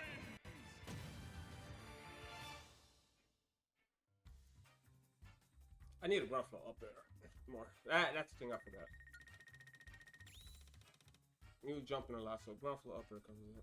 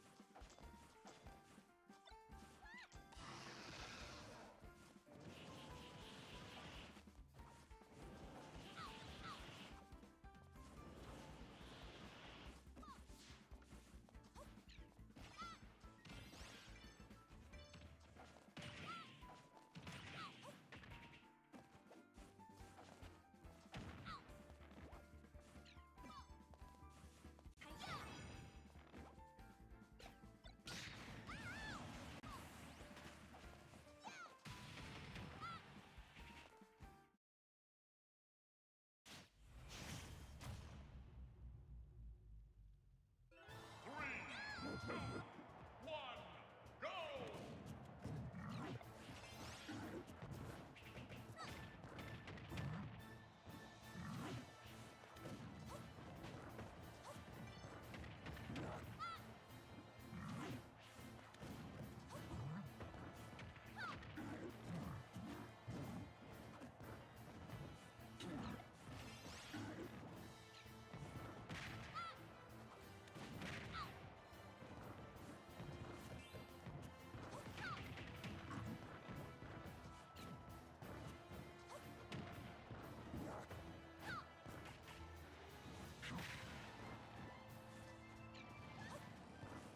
Oh my god.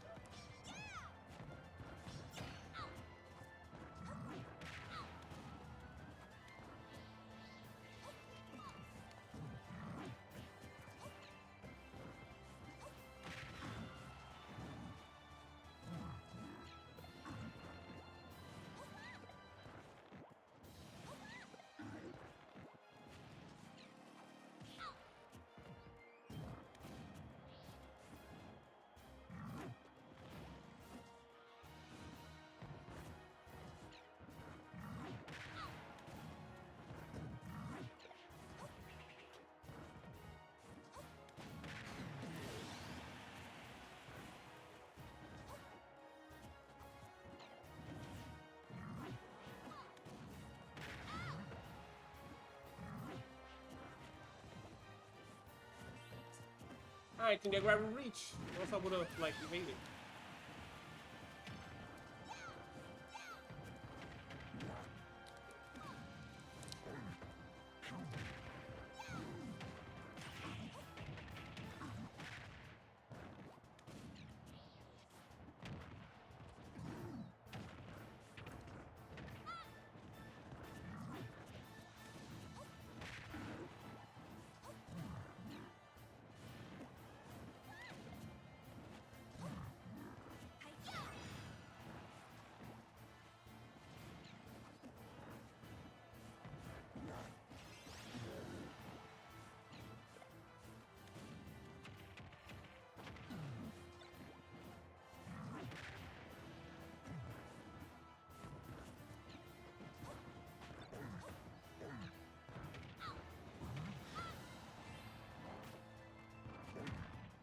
Oh my god.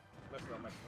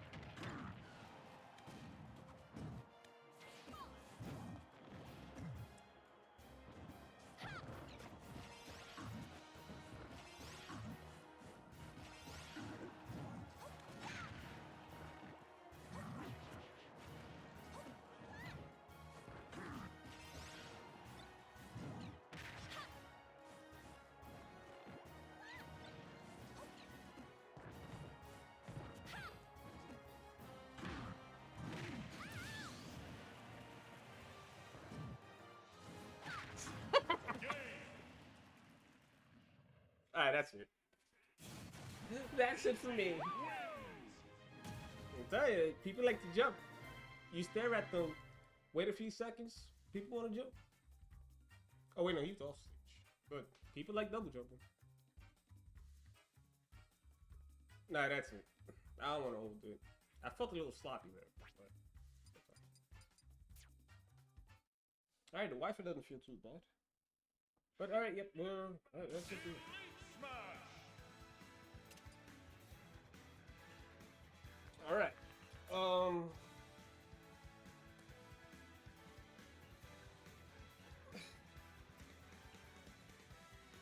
Alright, so that's it for the stream.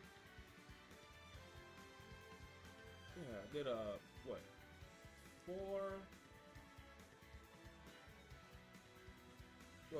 12 to 4 hours. Man, this whole time I thought I had like 100+ views. I feel silly. Because the way the information is on the chat, the view shows how many people like actually seen the stream, not how many people are there currently. I was wondering, why is that number not going down? It's been so long since I've done YouTube. It's been so long. It's been a little over a year since I've streamed on YouTube. But yeah, 125 people peeked out the stream.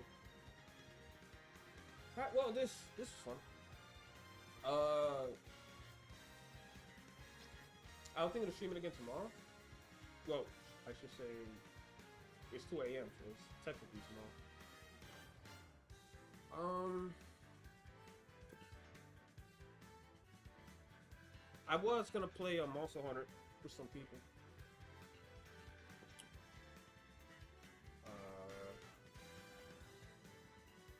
Yes, I might do a little bit of Monster Hunter. That I might do on the Twitch.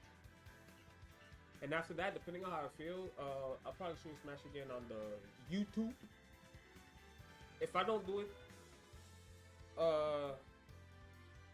in the afternoon or night, I'll stream it Sunday. Yeah, days break will be best. Alright, so that's it for the stream, everybody. Thanks for all that showed up, hung out. Appreciate it. More streams on the way. And videos are going to be dropped. Alright, so I finish up the what's it called? So I'll finish up the Peach and Davy guy part 3. I'll do some analysis. And also, if I have any small tips or whatever for Peach and Daisy, I could just make a short video on it. Like, I don't know. Maybe dealing with like habits or something? I'm not sure. I can't think of anything because most of the stuff that I would think about is gonna be in the Peach and Daisy guide.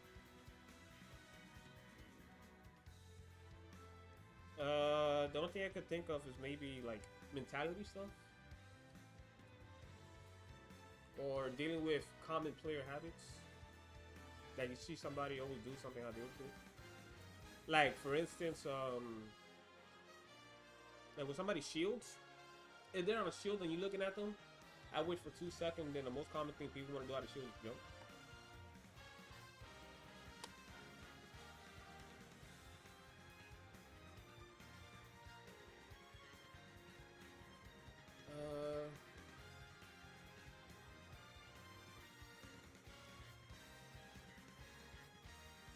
Yeah, but might do something like that. But for now, Smash live streams. I'll do one, if not at night, then on Sunday. So Smash live streams next one. Not tonight, Sunday, and analysis video. Probably do one on Umeki or Ace. See what these Peach and Daily players are doing. Well, that's it. Time to head out. Don't forget to like, comment, subscribe, so I get that YouTube money, so I can eat tonight. And I'll see y'all next time. Have a good day, morning, or night, wherever you are. Bye bye.